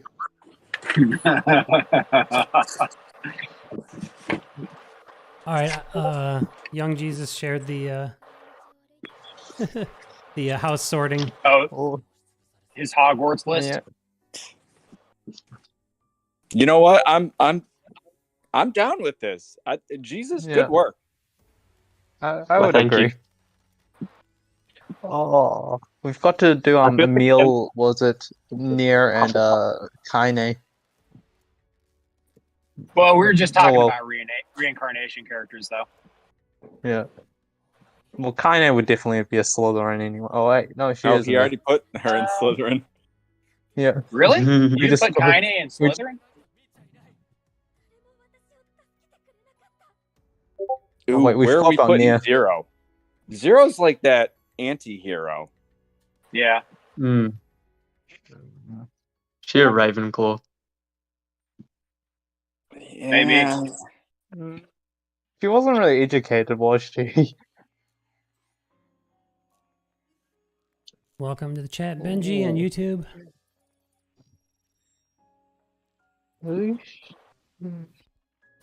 Wasn't very ambitious either, though. Just kind of wanted to kill her sisters. I mean, that's not ambitious at all. Her sisters were, in her defense, really evil. So they were like really bad guys. So like, you know, it's they were really bad. Are we going to the Griffith did nothing wrong? Oh, this is the trailer again. Wait, Season Griffith 3, did right? nothing wrong? You haven't seen that, Ziggy? No, what did I miss? It's a meme about Berserk. I don't know if you've seen it. Griffith did nothing wrong. Yeah, it kind of explains itself. Oh, Griffith. Griffin from Berserk. Isn't he the evil bastard who basically like unleashed hell on the world? Yes. And there's the meme. Now you understand. Okay, see, I need to. I'm so keen for this 2B. I'm a little slow on the uptake. You need to kind of spell things out for me real slow. Okay. All right. So are we getting the 200? Are we getting the polls? Did they confirm that or no? Yeah. 280. We're halfway.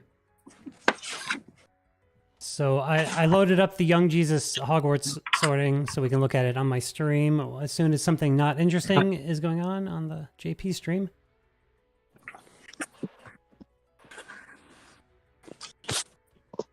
Whoa, that was cool, that flower battle. Is this? I would really like a realistic way to get a hold of some of the old anniversary units.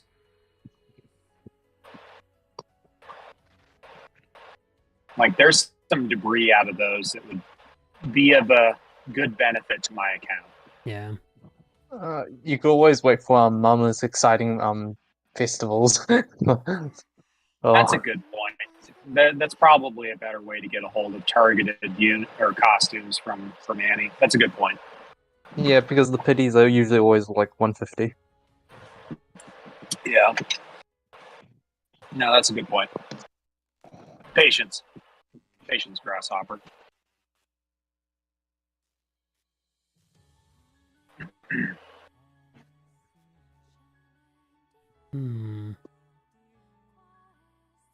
Kind of curious to see what capacity we're going to be seeing the OG cast of characters in for season 3, because there seem to be illusions that at least we're going to be getting Theo again, which means if we're getting Theo, we're probably getting Glabania in some capacity as well.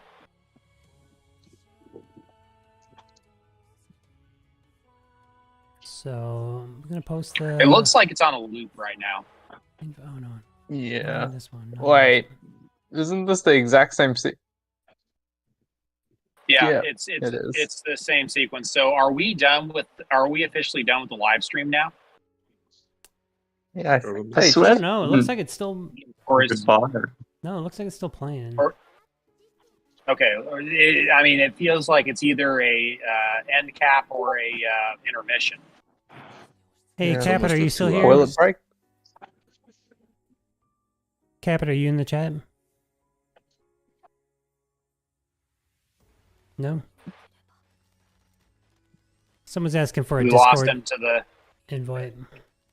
I think I can we do lost it. him to the gods of the marketplace. Oh, I can do it from my phone. I got it. Never mind, I got it.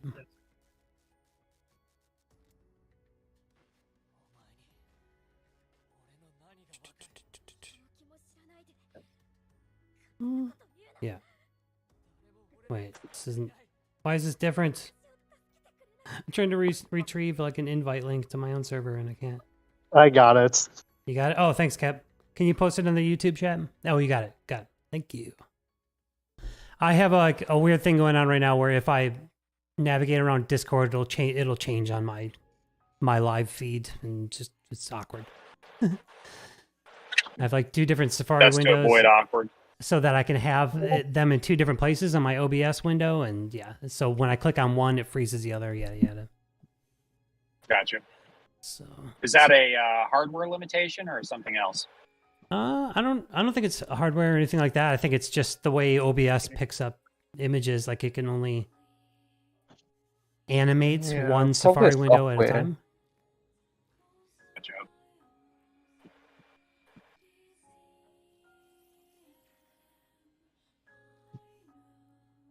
Yeah, at this point, it's just a loop.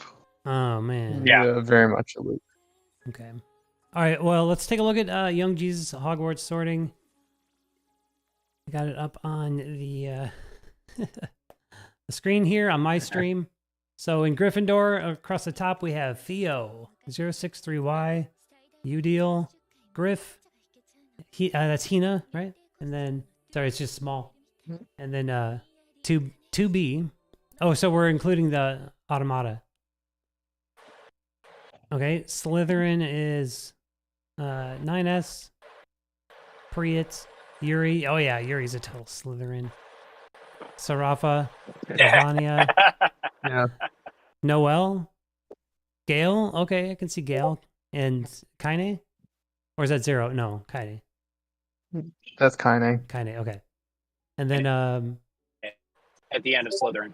Okay, I don't agree with that one. I don't think Kaine's a Slytherin. Okay. In Ravenclaw we have Saryu, Marie, F66X, A2, Yuzuki. Put Griff in Gryffindor. Akeha. Akeha and Lars. No. I And then mean, it works. It works really well. Only 4 Hufflepuffs. So yeah, the irony caught up to me. Only 4 Hufflepuffs. We got Argo, Emil, Rion, and Demos. So looking good. This is a solid list. I will say. Yeah. We need it needs more balance. Too many Slytherins, I think. Move Kaine into What's that? She's strong. Oh, yeah, I think you cut out a bit there, Ziggy. Oh, I said move Kaine into Gryffindor. Oh, yeah. I think Gryffindor or Hufflepuff will work for her because she is really loyal, but also really brave at the same time. Oh, so is that the? Are they just going over everything again? I just put up Too savage. the banner image on my stream, so we The can look level at the looks art. so sick. Let me like make this window look better. At least like that a little bit. Yeah, Well, that does. Lavani. Oh wait, something's happening on the stream again. It's a great little activity that young Jesus just invented for us all. Someone's doing a music performance on the stream. Oh. Oh, cool. Oh, good. Oh, good. I was good. Okay, yeah. The stream's not complete without a musical performance.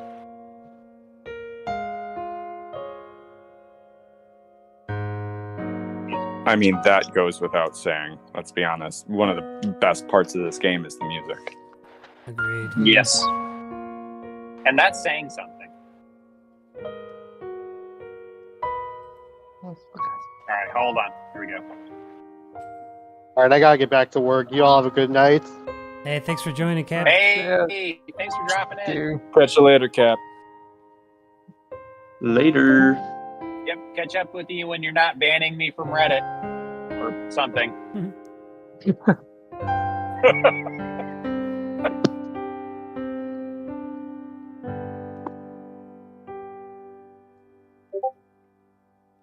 It's beautiful.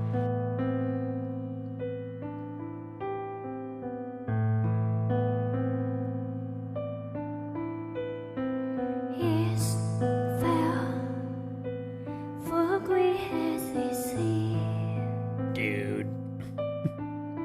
This is awesome. I wonder. Like, do they read the lyrics off of a page? And I wonder what the lyrics look like. Because it's a made-up language, so I wonder what like they actually read. You're talking about the lyrics of the songs? It'd probably be phonetics. She's probably got sheet music too.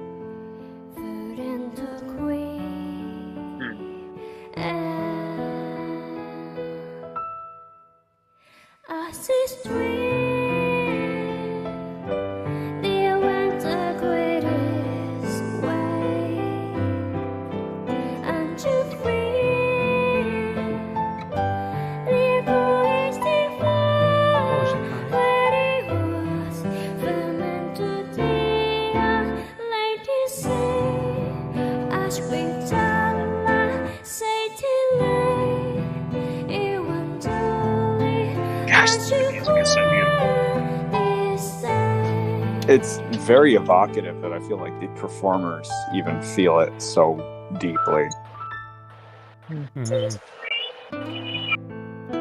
Well, the best artists are the ones who are going to invest emotionally into their work.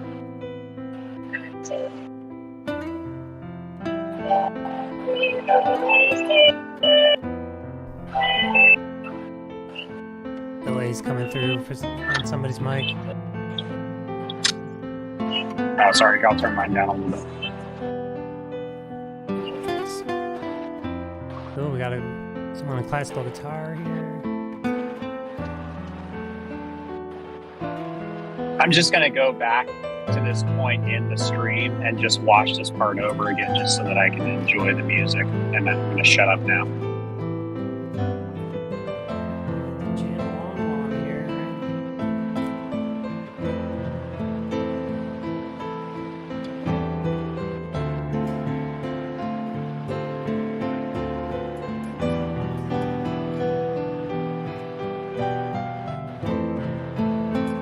Probably can't hear it because my mic only picks up the noise.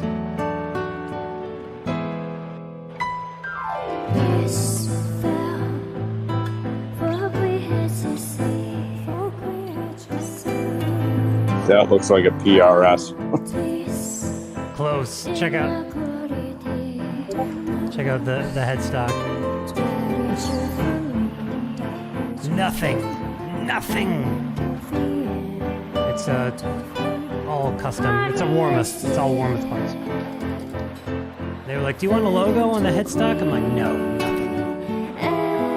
But yeah, it is a PRS style for sure. They call it a VIP.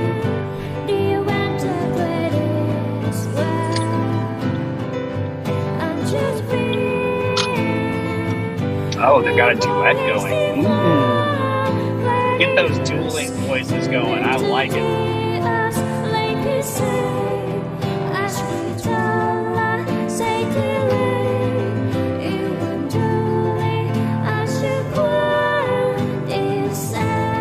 They harmonize. It's so good.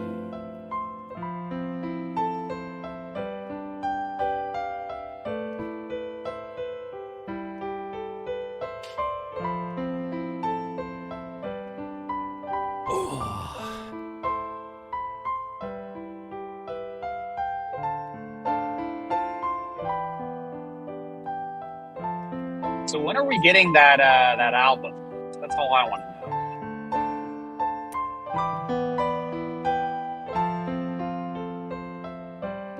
I want my digital download. The piano collections. Yeah. Give me that piano collections book. I thought they addressed at one point that they weren't releasing the music because of something. I can't remember exactly how they phrased I it. can't stream this on Spotify. That's unfortunate. They wanted to keep it in game. I think they wanted your exposure to be through the game almost exclusively. Yeah, which I don't agree with, because I think that there's so much positive buzz that can be generated through a compelling musical score. One of the things that, like, for example, if you go through the Replicant Gestalt album, there are multiple variations on a given track, one of them being a piano only, one of them being a guitar only, vocal only, and then you've got the full arrangement and everything in another. And it's really neat to hear all the different pieces of the song broken down and played on their own. They could do something like that with this. Actually, I didn't even realize that there were different versions of Weight of the World until I actually checked like the songs on Spotify. Yeah, there's like 3 or 4. Yeah, there's 3 versions with 3 different singers. Yeah. Well, no, two different singers and a choir of kids, I'm pretty sure. They each, because they're each the closing of each of the chapters of Automata, so they continually get more and more depressing too. Yep. Thank you. Very cool, Yokotaro. Yeah, very cool, man. We appreciate that. First ending was kind of a ray of hope, and then third ending was just like, damn it. Yeah.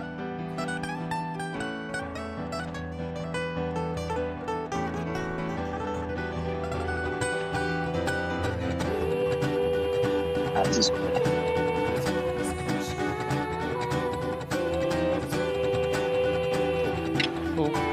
Oh, it's the battle theme.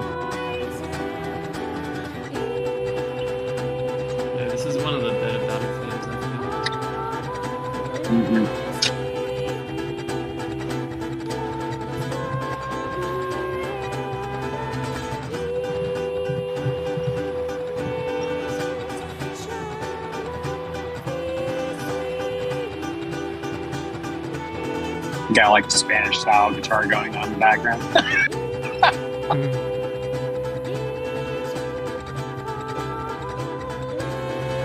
Yeah, it's usually a way thicker arrangement, way more instruments. So he's kind of filling in the space with the strumming. Mm-hmm. Yeah, Doesn't good it observation. like urgent piano in the background, does it? You know the high piano in the background of the song? I've got mine turned down pretty far, so I don't create feedback on the stream. But I don't know. You guys tell me. What did you ask?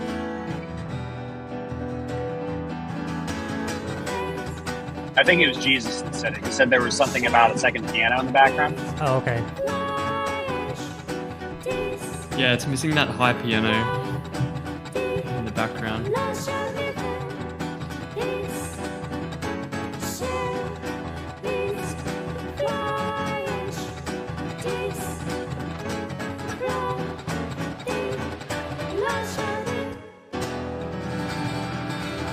What's in the keyboard?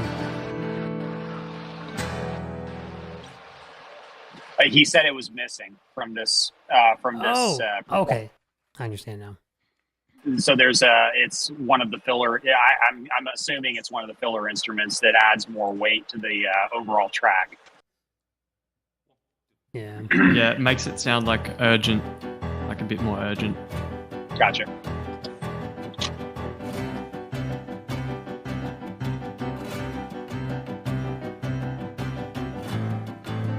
I tried doing the Marie theme on my cello, and yeah, I play cello. Awesome. And actually, I sent a track over it to. It was a terrible recording, but I sent a track over it to Dystopian Bard. It was fairly impressive, if we're being honest. Let's be real here. Thank you. Cool. I thank you. I do appreciate that. I'm pretty rusty. I'm out of practice, but it works, but it needs more. There needs to be, because of the nature of the track itself, the arrangement.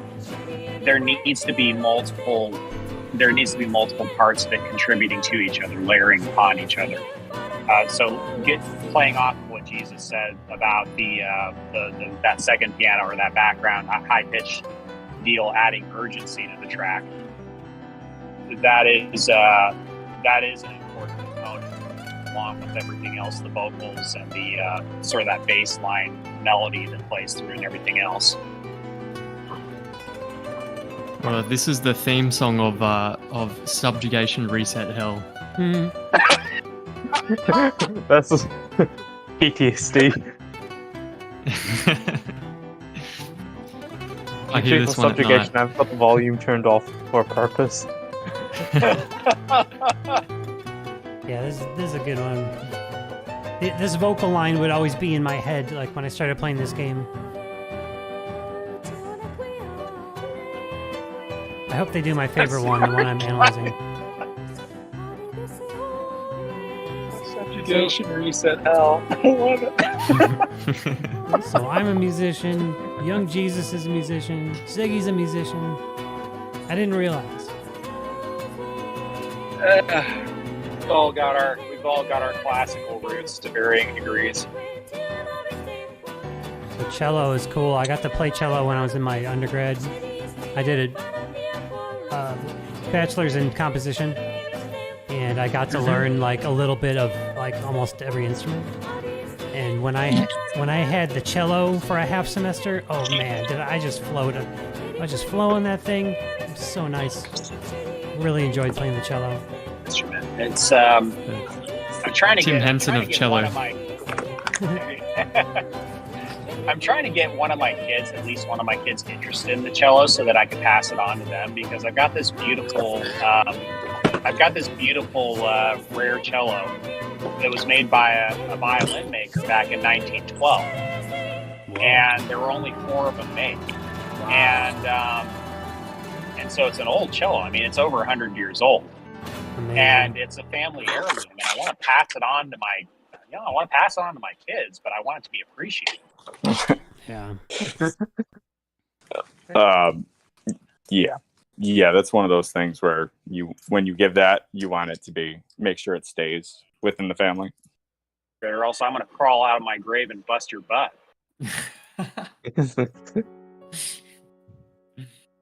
Oh, this theme. So by the way, I don't know if everyone knows, but Ziggy is on the road right now. I am. You're on the drive. I'm driving from basically New York City to Tennessee right now. Wow. Dang. Oh man, you gonna go through that hazardous zone from the chemical spill? I don't think so. I'm going to be skirting around that, but that's what a cluster that is. Bring your gas mask. Yeah, when I saw that on the news, that was quite scary sounding. It only took a week for it to pop up on the news. I mean, like, there have been locals talking about this stuff since last week, and it's just like, what the heck is going on out here? Thankfully, I'm outside of that range myself, so. Well, thank goodness for that. That's I mean, you talk about an ecological nightmare. Yeah. I'd be terrified if I lived near that. Oh yeah, and a lot of people out there have well water that they live off of. It's only a town of 5,000 people. Yeah. Anyways, yeah, I am skirting around that. Just on the road all day today. I even I'm going to be listening to The Witcher, Book 2 of The Witcher, while after I'm done with it. Nice. That'll be good. Nice. It's I love the Witcher games. They're great. Oh, the Witcher games are fantastic stories, though, man. I just got done with one and the second book that was an actual tearjerker. Like you guys know me. I'm always on about a good, well-told story, and it's that build-up and then the sticking the landing. And when they stick the landing right and they stick that emotional landing right, it's just like, oh my gosh, that was good. Oh. Yeah. I mean, to make it even better, you should watch the Netflix show just to make it like I did. The disparity between the Netflix show and the books is just unbelievable. I'll tell you what, my own observations on that, I enjoyed the first season of the show, but I realized going through the books now that the episodes that I enjoyed the least were the ones that deviated furthest from the source material. And season 2, I don't know what the hell they were doing in season 2. Like, I do not understand what they were doing in season 2.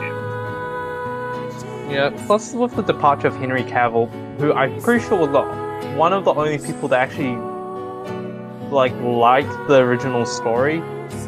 It's going to be really interesting to see how long they can continue this fiasco before it let's just say it gets cancelled. It's probably going to shut down after season 3.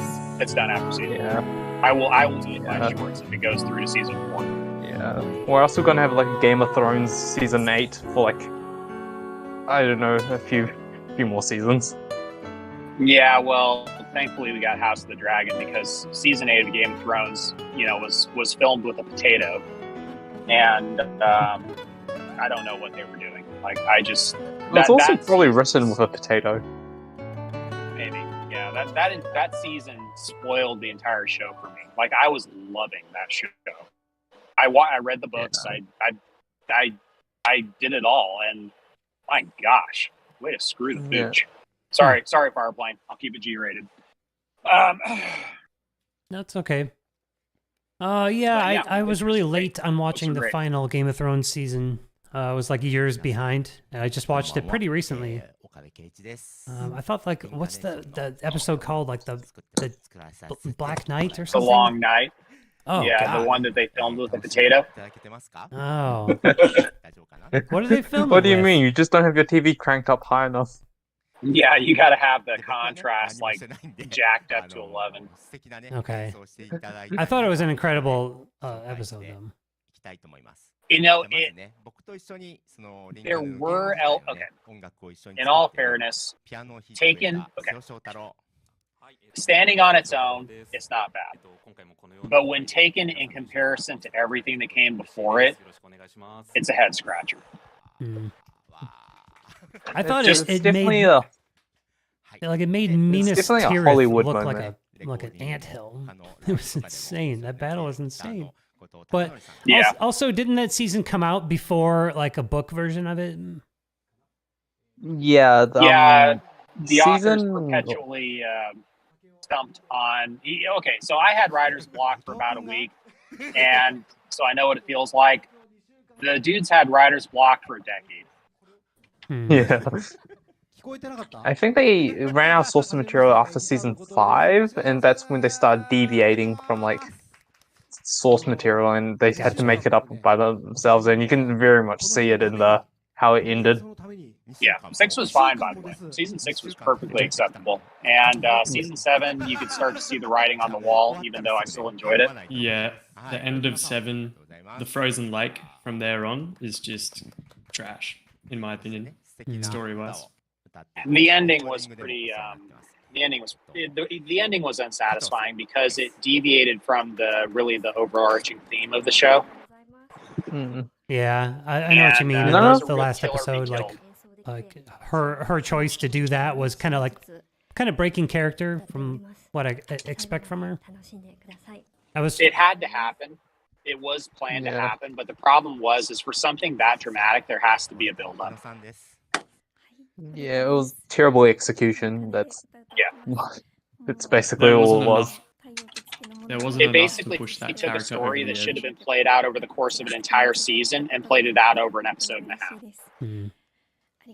It was very, very rushed. And then had some seasons where like the entire thing is so slow until like episode 8, and then you're hooked in. Yeah. So much downtime. Like Walking Dead season 2, was it, where they just hung around at like a farm for the entire season? Yeah. And then like turns out Sophie's in the barn the whole time. Yeah, I won't lie though. That final Just to episode spoil it of for that everyone. season 2, that one wrecked me at the end. Of Game of Thrones? Yeah. No, of the Walking Dead. Yeah. It's just they took away the whole season could have been like 2 episodes. Yep.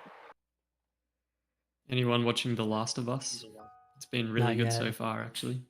I actually have not been. I cut back on some of my streaming services because I had like 5 or 6 of them, and I realized I didn't want to pay all that money for them because I only watched them once in a blue moon. Same.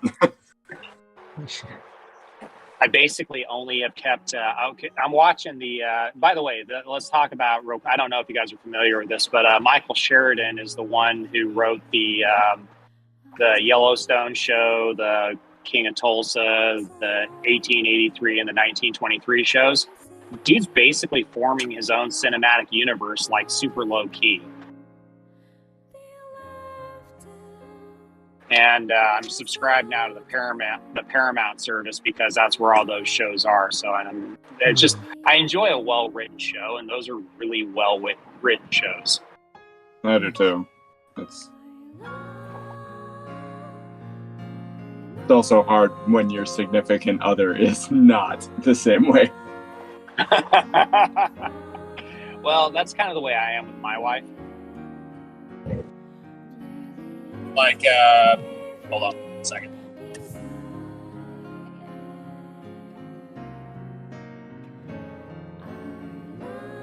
Oh, the wife is not into a lot of the same stuff that I am, but that's one of the shows that we've been able to get together on and really enjoy together. Yeah, I'm definitely trying to find things that meet in the middle ground. Yeah. Game of Thrones was actually one of those for both of us. We both sat down and really enjoyed Game of Thrones. She was not having that one. Yeah. Plus, the first 2 seasons, there's a lot of boobs. And she's like, Zach, come on. She's like, all right, fine, whatever. Well, mine was like, this is just gratuitously violent to be violent, I feel. And I was like, kind of. Yeah. Couldn't really deny that. All right, thanks for joining Heron in the YouTube chat. I'm probably gonna. I assume this is wrapping up soon. I'm gonna wrap it up too and go to bed pretty soon. I'm gonna wait till this is done though. Okay, well, thank you, sir, for staying up for us. Oh yeah. Thank you for hosting this, man. This was actually fun. Thank you. Yeah, this was like a lot of fun. Yeah. Well, once we get, tell you what, just my own closing thoughts before I shut up for good. When we get some hard information, maybe we can reconnoiter and have a deep dive into what our expectations were for the anniversary, what we got, what we didn't get, where we see things going, and just kind of do more of a. This was a pretty disjointed conversation, just due to the nature of us having the language barrier. But I think it'd be a lot of fun to sit down for a 30-minute and take some notes, come with our thoughts, and have a little bit of a roundtable on it. Mm-hmm. Yeah, I agree. And my thing is, I come from a different gacha community, so I definitely understand the gacha games differently. So I come from the outside perspective looking in, and that's kind of where I fit into this, I guess, is seeing it. What's your experience? I come from Defo, the city of Final Fantasy Opera Omnia, which was the most generous gacha out there, to be fully honest. I've played a bunch of different games, but also the thing that I see differently is that there was that gap. You know how JP started and then GL was significantly far behind it? Yeah. Yes. That gap provided time for GL creators to do in-depth analysis, and it was conducive for me because I ended up doing, my form of content was, I originally started by joking with my friend content creators, and then I built it into these quote-unquote should you polls that are not should you polls, telling you about the character and whether you should pull in the character or not. And so that's where I was able to build my form of content.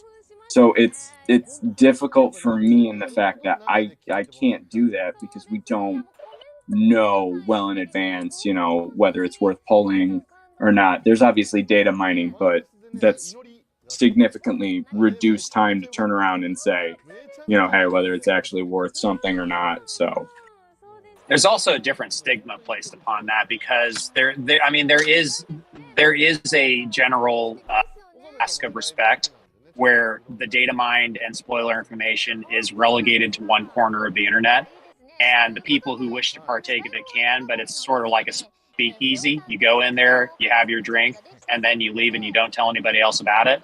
Yeah, and that's definitely prominent. Yeah, and with the staggered schedule that we used to have, but exists also with a lot of the gacha games, it's not a spoiler because it's been in the public eye for months. So yeah, there is a bit of a different dynamic there, but there's also a difference in the way Reincarnation handles its gacha in general because there's no real there. Okay, so what I've seen in my own gacha experience is that they will try and push a new meta-defining unit every so often, and it will change the way the entire game is played. That's never actually really been. There have been new mechanics added over time. There have been power creep added over time. There have been different ways of dissecting a problem added over time, but nothing ever really game-breaking has been introduced at a given time. It's always been just a natural evolution. Yeah, that is true. Yeah, they've handled power creep really well in this game, way more than any other gacha I've witnessed.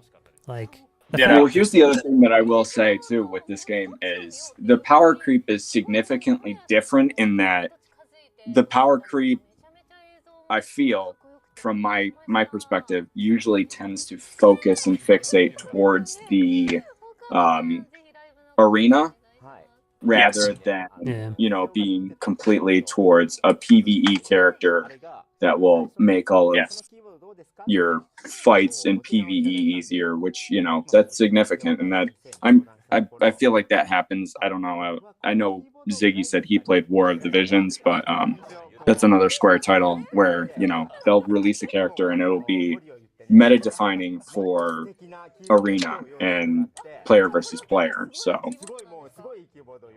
by the way, that's a very good point. Is that the meta, all of us meta babies out there, or all of us wannabe meta babies like myself, are more fixated on the PvP elements of the game. And it's going to happen like really soon. But in my next video, I'm going to be talking about how the developers can monetize this game better by adding to the PvP experience, and not with very little difficulty on their part, and creating a much more enriching environment that incentivizes people to invest in the game in that way.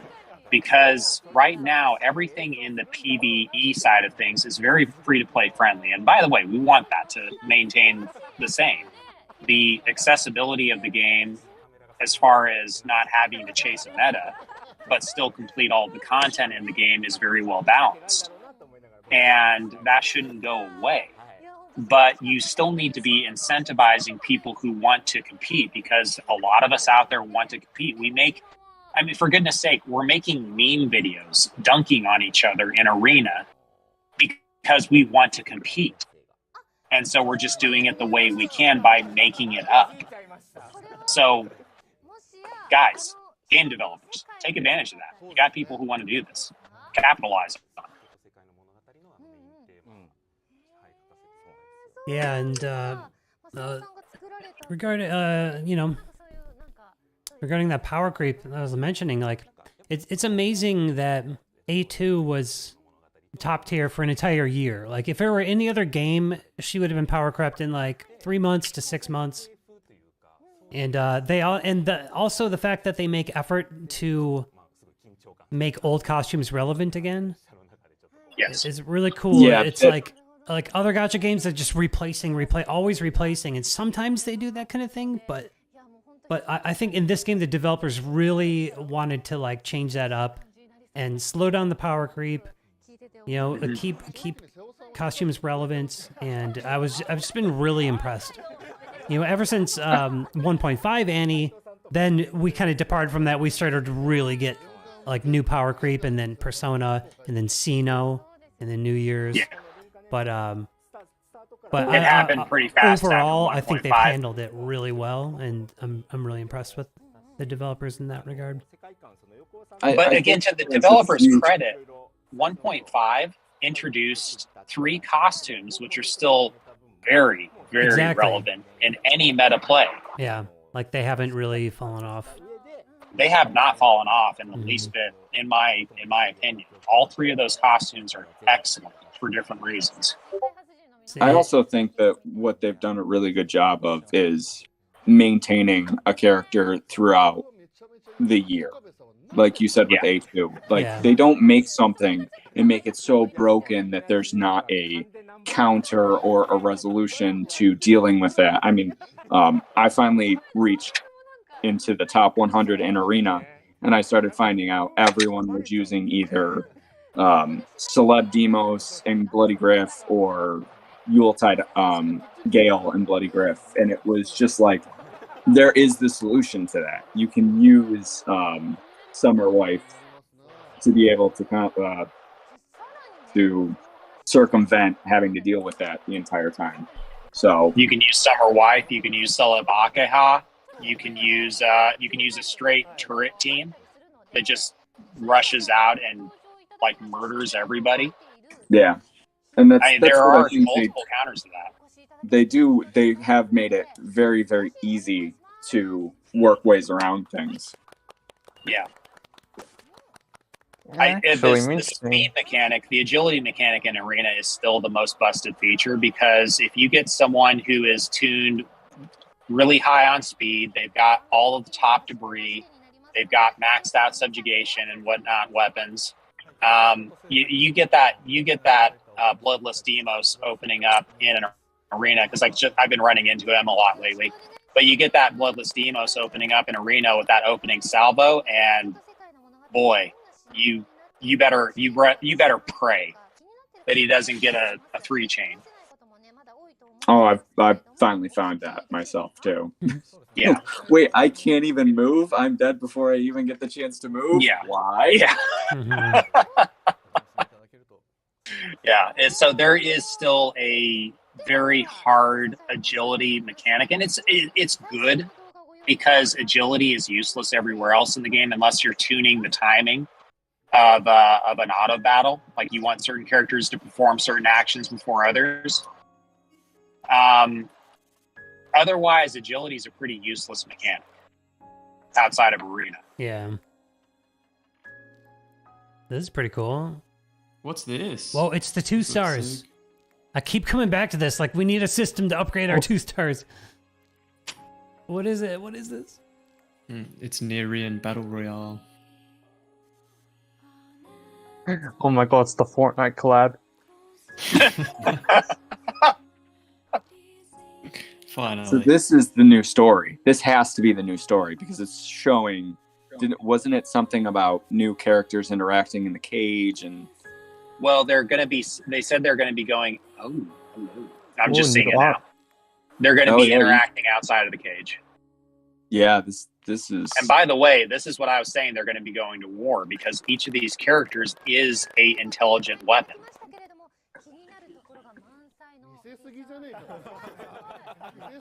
That's what they're being built to be.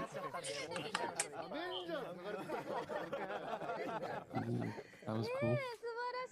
Yep, we're getting Theo. Hey, I love it. I love it.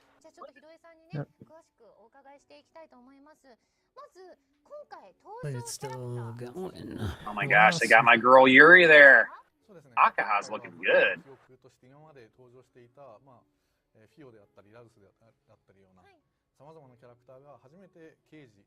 They're still going. Okay, excellent.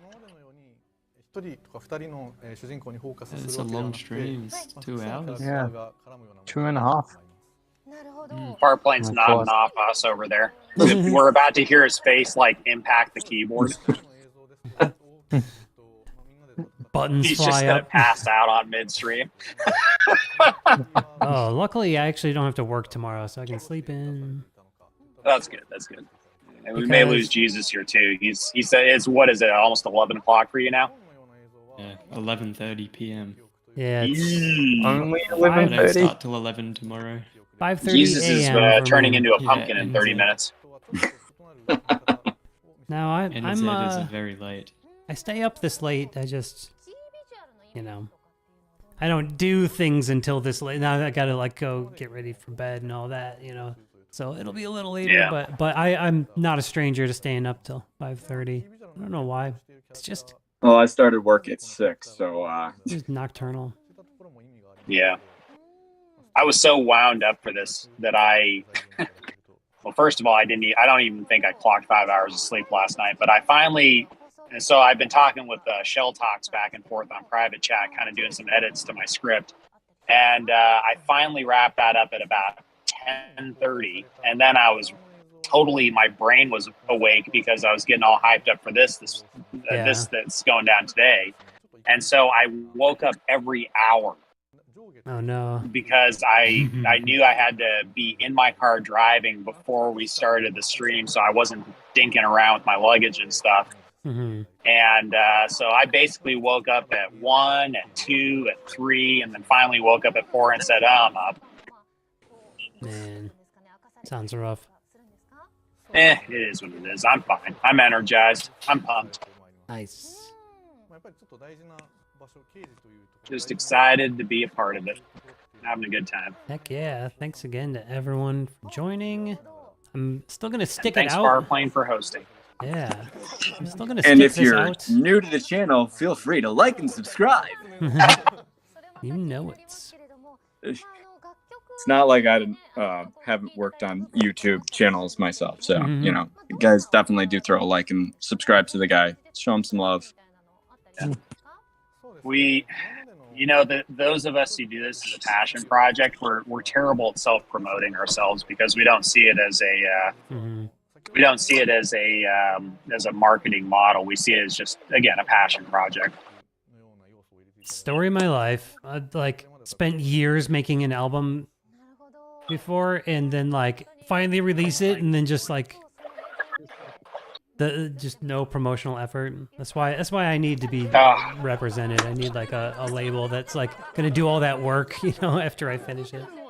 But what genre of music is it? What's that? Oh, the music I've done. I have now. Let's see. My last project was like wait, I gotta go backwards because it's not gonna make much sense. So when I was a teenager in early 20s, I had a punk band that was like punk ska, but like experimental and had hardcore, and it was super eclectic. It had like steel drums in it and like electronic beats, and it would like juxtapose, you know, it'd be like a hardcore punk song and it would drop into steel drum ska, and it was a really fun band. Okay, so I did that one. And then when I was in my 20s, I did my degree, and then I got super into like progressive rock. So I did kind of like a mid-2000s indie prog band that's kind of similar to like Mars Volta or Circus Survive or something. And then, I was waiting for that when you said progressive. I was like, "Where's the prog? It's coming! It's coming!" And then at the same time, I started like what could be now called like a gent band, but it wasn't really what gent bands sound like. It was more like Meshuggah. It was more like dissonant and brutal, and so I had a metal band that I was really, really into for a while. And then my last two projects took kind of the pretty harmonies of the prog band and the heaviness of the metal band and put it into one, and that's like an instrumental band, and that was my last release. So, and all of these are different project names, and now I have the things I want to do now. It's like they're totally different, so I'd have to call them a different project. So every time I get something done, it's like I don't promote it properly. I've been listening to that. I don't know if you've heard of them lately. The new band, they're not new. Sleep Token, which you know they have a hardcore Deftones. They have this unique kind of sound. So cool. That's literally what I'm working on myself. So Excellent. You're doing something in that I will style? I will say to what Farplane was talking about there with his last project is that the marriage of metal and classical is one of my favorites. Oh, I gotta link you up to something because I actually just shot a video that I want to reshoot it, but and post it on a different channel. But it's me reacting to a documentary made on me 10 years ago because I won this award 10 years ago. And my whole angle is like metal and classical. So yeah, I got to send you some stuff. I would love that. I really, again, you get the meat from the metal, and then you get the beautiful undertones of the classical instruments taking part in things, and the orchestra, and it's really a absolutely stunning composition. what I find fascinating is that people don't understand just how intricately tied metal and classical music are. Mm-hmm. They vary. Just because they sound very much so. You can listen to something from Chopin, and then all of a sudden you can definitely go into something metal, and you'll be able to hear the similar tuning and the way that the chord progressions work. It's fascinating. But I think more people need to just be open to finding out that a lot of these things, people, I myself, I'm not a huge country fan, but I love blues. So blues and country are so intricately wound too. Everything winds into something else. So, you know, being open to all those different things is definitely important. You guys are familiar with the Trans-Siberian Orchestra, I'm sure. That's a good example of a sort of a marriage of the classical with the new. One of my favorite performances was when Metallica sat down with the San Francisco Symphony Orchestra and did the Symphonica performance. And there was a little bit of a battle of the egos in that, to where Metallica was trying to overpower the orchestra. And in the cases where you could tell when they were doing that, there was a sort of a discord that took place. And but then when they were married to the music, when it was the orchestra and Metallica playing off of each other, it worked really, really well. Yeah, it did. Yeah, I thought it was pretty cool, but like it can only be so good because with a metal band playing, like there's so much an orchestra can do, and there's so much subtlety and like detail you can get out of an orchestra that it's all completely lost as soon as you add a metal band. So all they can do is like like do really obvious things in the background. Well, the metal band has to step back. That's why I was saying that there felt like there was a battle of the egos at some points going on, because if Metallica had backed off a little bit and let the orchestra do its thing, then you would have seen much more nuance in the music. And the points in the album where they did that, it worked very well. Mm-hmm. Well, there's also bands like Eminence. I know that Architects did a session with some classical musicians in I believe it was the Royal Alberta Hall in the UK. It's there. If you look for it, you definitely will find it. Okay. By the way, just as an aside with that, video game and movie soundtracks, I think, are some of the best music out there, because they are very keen on the marriage of different mediums together to create a compelling overall piece. I know the movie was poo-pooed on a lot, but was it Junkie XL? His soundtrack for the Batman v Superman movie had some really cool elements in it that played a lot of classical, but with a lot of the new age overtones in it as well. And another example of that, probably the best one I can think of, is Tron Legacy, with Daft Punk heading that one. And I mean, my gosh, that is an amazing score. Nice. Speaking of amazing score, I saw a video on how Hans Zimmer and his team wrote the score for Dune, and I just watched Dune recently, and yeah, I thought the score was pretty amazing. But because it's like very atypical, and it's just like really like out there and different, and he talked about like he had these like various experts, you know, and like one of them was an expert in this some type of folk flute. I can't remember exactly from what culture, but this person had like a bunch of these flutes. They're these weird like wooden flutes, and Hans Zimmer talked about how he would like stack like 40 of them to make like an orchestra of this, you know. So he just did a lot of innovative things. And while I'm on that topic, Hans Zimmer, you know, in Inception, that famous bwah, he talks about how they got that, and it's amazing. It's like a studio room, like a chamber with a grand piano in it, with a brick on the sustain pedal. So if you're not familiar with how a piano works, a sustain pedal, when you press it down, it lifts a damper off of all the strings, allows them all to vibrate. So there's a brick on the sustain pedal, and there's, I think, 8 trombones, and they all just aim right at the piano and just go bwah! And that's how he got that sound in Inception. Isn't that amazing? So basically the trombones were vibrating the piano strings? Oh yeah. That is amazing. To get all this like sympathetic resonance. I don't know, Farplane, if you've ever gotten the chance, the opportunity.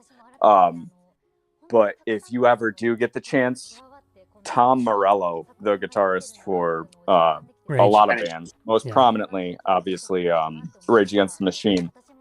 Oh, it was Rage. I was thinking 9 Inch Nails. He didn't do 9 Inch Nails, did he? He just did Rage. Rage. Tom Morello is an effing genius, is the best way to put it, because some of the sounds, just the things that he's put onto soundtracks, because of he was messing around with doing different things, unplugging guitars or doing certain things, just different unique sounds. come from that guy constantly. He's a genius. And he would like wire all the effects like into the actual guitar instead of having it like most, you know, the typical thing is to have like pedals or you know, maybe you have like amp modeling, but yeah, he would actually wire everything into the actual guitar. So that's why you see him like messing with all these switches and stuff when he's doing those solos and those noise solos. It's pretty cool. That's amazing. And he's got like a poli-sci degree from Harvard or something. The guy's awesome. Yeah, that's amazing. That's so dude's sharp as a tack in addition to being a musical genius. Mm-hmm.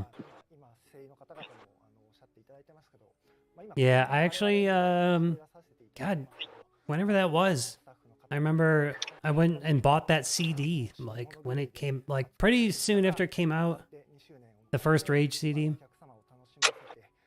That was actually the first concert I went to, was Rage Against the Machine. That was nuts. Yeah, I bet. I heard those were violent shows. Yeah, it got a little dicey.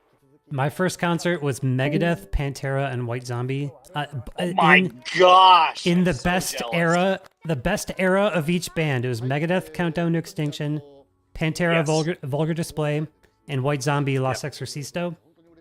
And yeah, I was 13, and it was the first concert ever, and I had never heard of White Zombie, and so I was seeing White Zombie for the first time ever. This is pre-Astro Creep. This is when they were like, you know, Thunder Kiss, like psychedelic biker music, you know. And I was like, oh my god! And my next trip to the comic book store, like I had my allowance and I had enough to get a comic, but then I saw that White Zombie CD, and I'm like, oh man, there's that White Zombie CD. Yep. And bought it, and it was the best purchase I ever made. I wore that CD out, like. Yeah. Yeah. Oh my gosh, what an amazing concert! But it got violent too, and I was young enough, and it was like in a time where there was no internet, and you didn't have any concept of culture beyond your own town, and I had no idea what a mosh pit was, and I thought it was a big fight. I was terrified. Yeah. Because it was on the walkway. It was like a pavilion where there's like a lawn, and then there's like the pavilion seats, but there's a walkway. So there was nowhere to mosh except for the walkway. I'm like, oh my god, it's a big fight. Because it looked like a big fight. The Rage concert I went to was a giant hot box. It was in an auditorium, and that was yeah. We'll just leave it at that. Yeah. Awesome. I prefer the outdoor venues to the indoor ones. Yeah. Yeah. Nowadays, concerts, like, artists are coming back and they're charging too much. It's ridiculous. And I'm like, you know, good thing I'm over it. A good thing I got jaded towards concerts a long time ago. Like, because I'm not spending $200 to see nobody. My thing is, it's so hard if you're not in one of the largest cities to be able to go to see these shows. Because if I'm not New York City. Every show is in New York City or right outside of New York City, and that's a drive for me. So it's like, oh, okay, is that the area you're in? Yeah, and then the next closest one is like either somewhere in Ohio or somewhere in I don't see Pennsylvania as much, but you know, so you're looking at these shows and you're like, it's going to be at least 4 hours to drive to get there, and then are you even going to be able to, you know, drive home? So then you got to get like a hotel or something like that. It's insane to me how less accessible concerts are becoming as well, as being overpriced. Yeah. Yeah, that has I mean, we're talking about it on the economy of Nier too, by the way. Livestream just finished, I think. But we're talking about it on the economy of Nier as well, is that you price out a good chunk of the people who would otherwise pay to come. Yeah. Okay, that is it. Farplane, out of respect to you and your need for sleep, I'm going to go ahead and hop off. I thank you again for allowing me to take part in this, as well as everybody else. Man. This was a lot Thank of fun. you for inviting me as well, brother. I do appreciate it, man. Yeah, and all the people that jumped in, young Jesus and Dystopia Bard and everyone else. Thanks so much. Everybody else went back to work and to sleep, so I'm gonna hop back on the road, listen to a book, and I'll see you all later. And hey, it was great hearing from everybody. That was cool. Yeah, and let's do it again sometime. We'll do this again soon as a video. Sounds good. Heck Sounds yeah. perfect. All right, Ziggy. I'm going to stay on for a few. I'm just going to look at these slides a bit, whoever's still around. So. And as I mentioned, definitely, guys, if you're watching this or even if you're on the VOD, like, subscribe, support your favorite content creators. Support all the content creators in this community because I will be fully honest. It's a very, very amazing community to be in. A lot of people are very, very informative. They're very helpful, and everyone seems to, do well to get along, which is in a lot of, if you come from any different communities, that's very rare. And I feel like everybody in this community lifts each other up and definitely gives each other a lot of praise. So definitely make sure to listen to all the different content creators and show them some love. Yeah, thank you. Oh man. Thank you, man. Really appreciate that. And yeah, everybody give mad props to Farplane for being the second home for everybody in Reincarnation over here on the global side, as well as hosting these live streams and always doing those big long live recordings. So Farplane, appreciate you, man. Hey, thanks so much. All right, I'm hopping off. You all have a great day. All right, you Later. too. All right, bye. Sweet. See y'all. So, oh yeah, okay. So Supermassive in the chat says we need a link dump. I'd love to support more Rian content creators. So yeah, we can do that. I'll pull up the links to everyone's channel and put it in there. I got some slides here. So we're looking at the new celeb costumes. Look at this Lavanya. It looks so cool. Where is his face even? Udeal is looking sleek. Sarafa. And I guess we're going to have to wait for Yuzuki and Hina to come. Maybe we get an abstract first from them. And then, yep, there's a welfare Baldy who apparently has some unique skill that lets him revive to 1 HP. Maybe you combine it with a recovery passive. And then there's this 2B. We don't know if she's like a 3-star or what. All right, I'm just going to put this goodness up here. And let me just add some music real quick while I grab all the links from the other creators.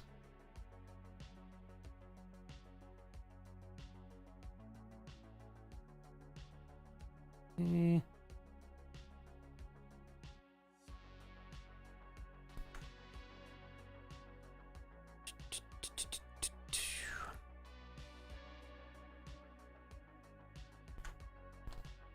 All right, there's Ziggy.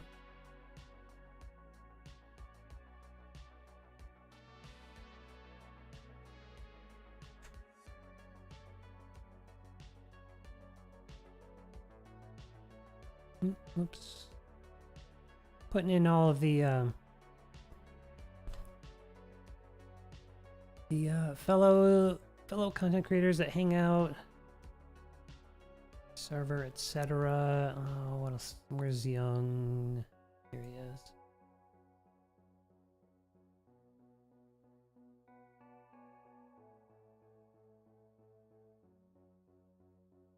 Oops. Here we go. I'm just gonna share those 3. A few others floating around out there. Just kind of poke around. So, Kangru added some. By the way, Mephisto, sorry I couldn't reply to you earlier. Yes, yeah, well, I will absolutely be doing coverage in video and all that. And then Kanguru comes back, says the head writer for Man in the World said that weapons story characters will enter the cage and journey together and fight together. Why they're there and who they fight is still a secret. Okay, so I'm going to be taking a look at all of the translation a little bit deeper, and this was kind of fun, just casual hangout with people in my Discord community. There should be an invite link somewhere up in the chat that Capiter shared. In the meantime, I'm just excited about these costumes, dying to know what they do. I'm sure we're going to find out really soon. Cool, and it is, in fact, almost 6 a.m. and I've been up. So I'm going to wrap it up there. Thanks so much, everyone, for watching. That was exciting, and that was just totally new, and just we totally winged that. I asked Ziggy, hey, you want to jump in the chat on voice? And let's just try it, you know? And we've been talking about doing that on purpose for a while, and it's like seemed like this big obstacle to overcome, and then here we are, like young Geesus joined, and we had Ziggy the whole time. We had him jump in, and we had some other people from the community, which was really cool. Some people that I've chatted with here on YouTube and just heard their voice for the first time tonight. So that's so awesome. And so join the server if you maybe want to be included on something like this in the future. And furthermore, I also started doing something where when I do a unit showcase, I am featuring gameplay from community members. They can upload it via Discord or give me a Google Drive link or whatever. And so if you feel like you're killing it in this game and you want your gameplay featured on my channel, join the Discord and let me know. Thanks again so much. Like the Bard says, if you like what you see here, throw a like on it and sub to the channel. I'm still trying to grow over here. All that support is so much appreciated. M is in the chat right before I go. Yeah, so M is thankful how many things are coming up. I am too. I'm pumped. In any case, I'm signing off. Yes, thank you, Supermassive. Thank you so much. All the new faces in the chat on YouTube today. Thank you so much. For real though, this time,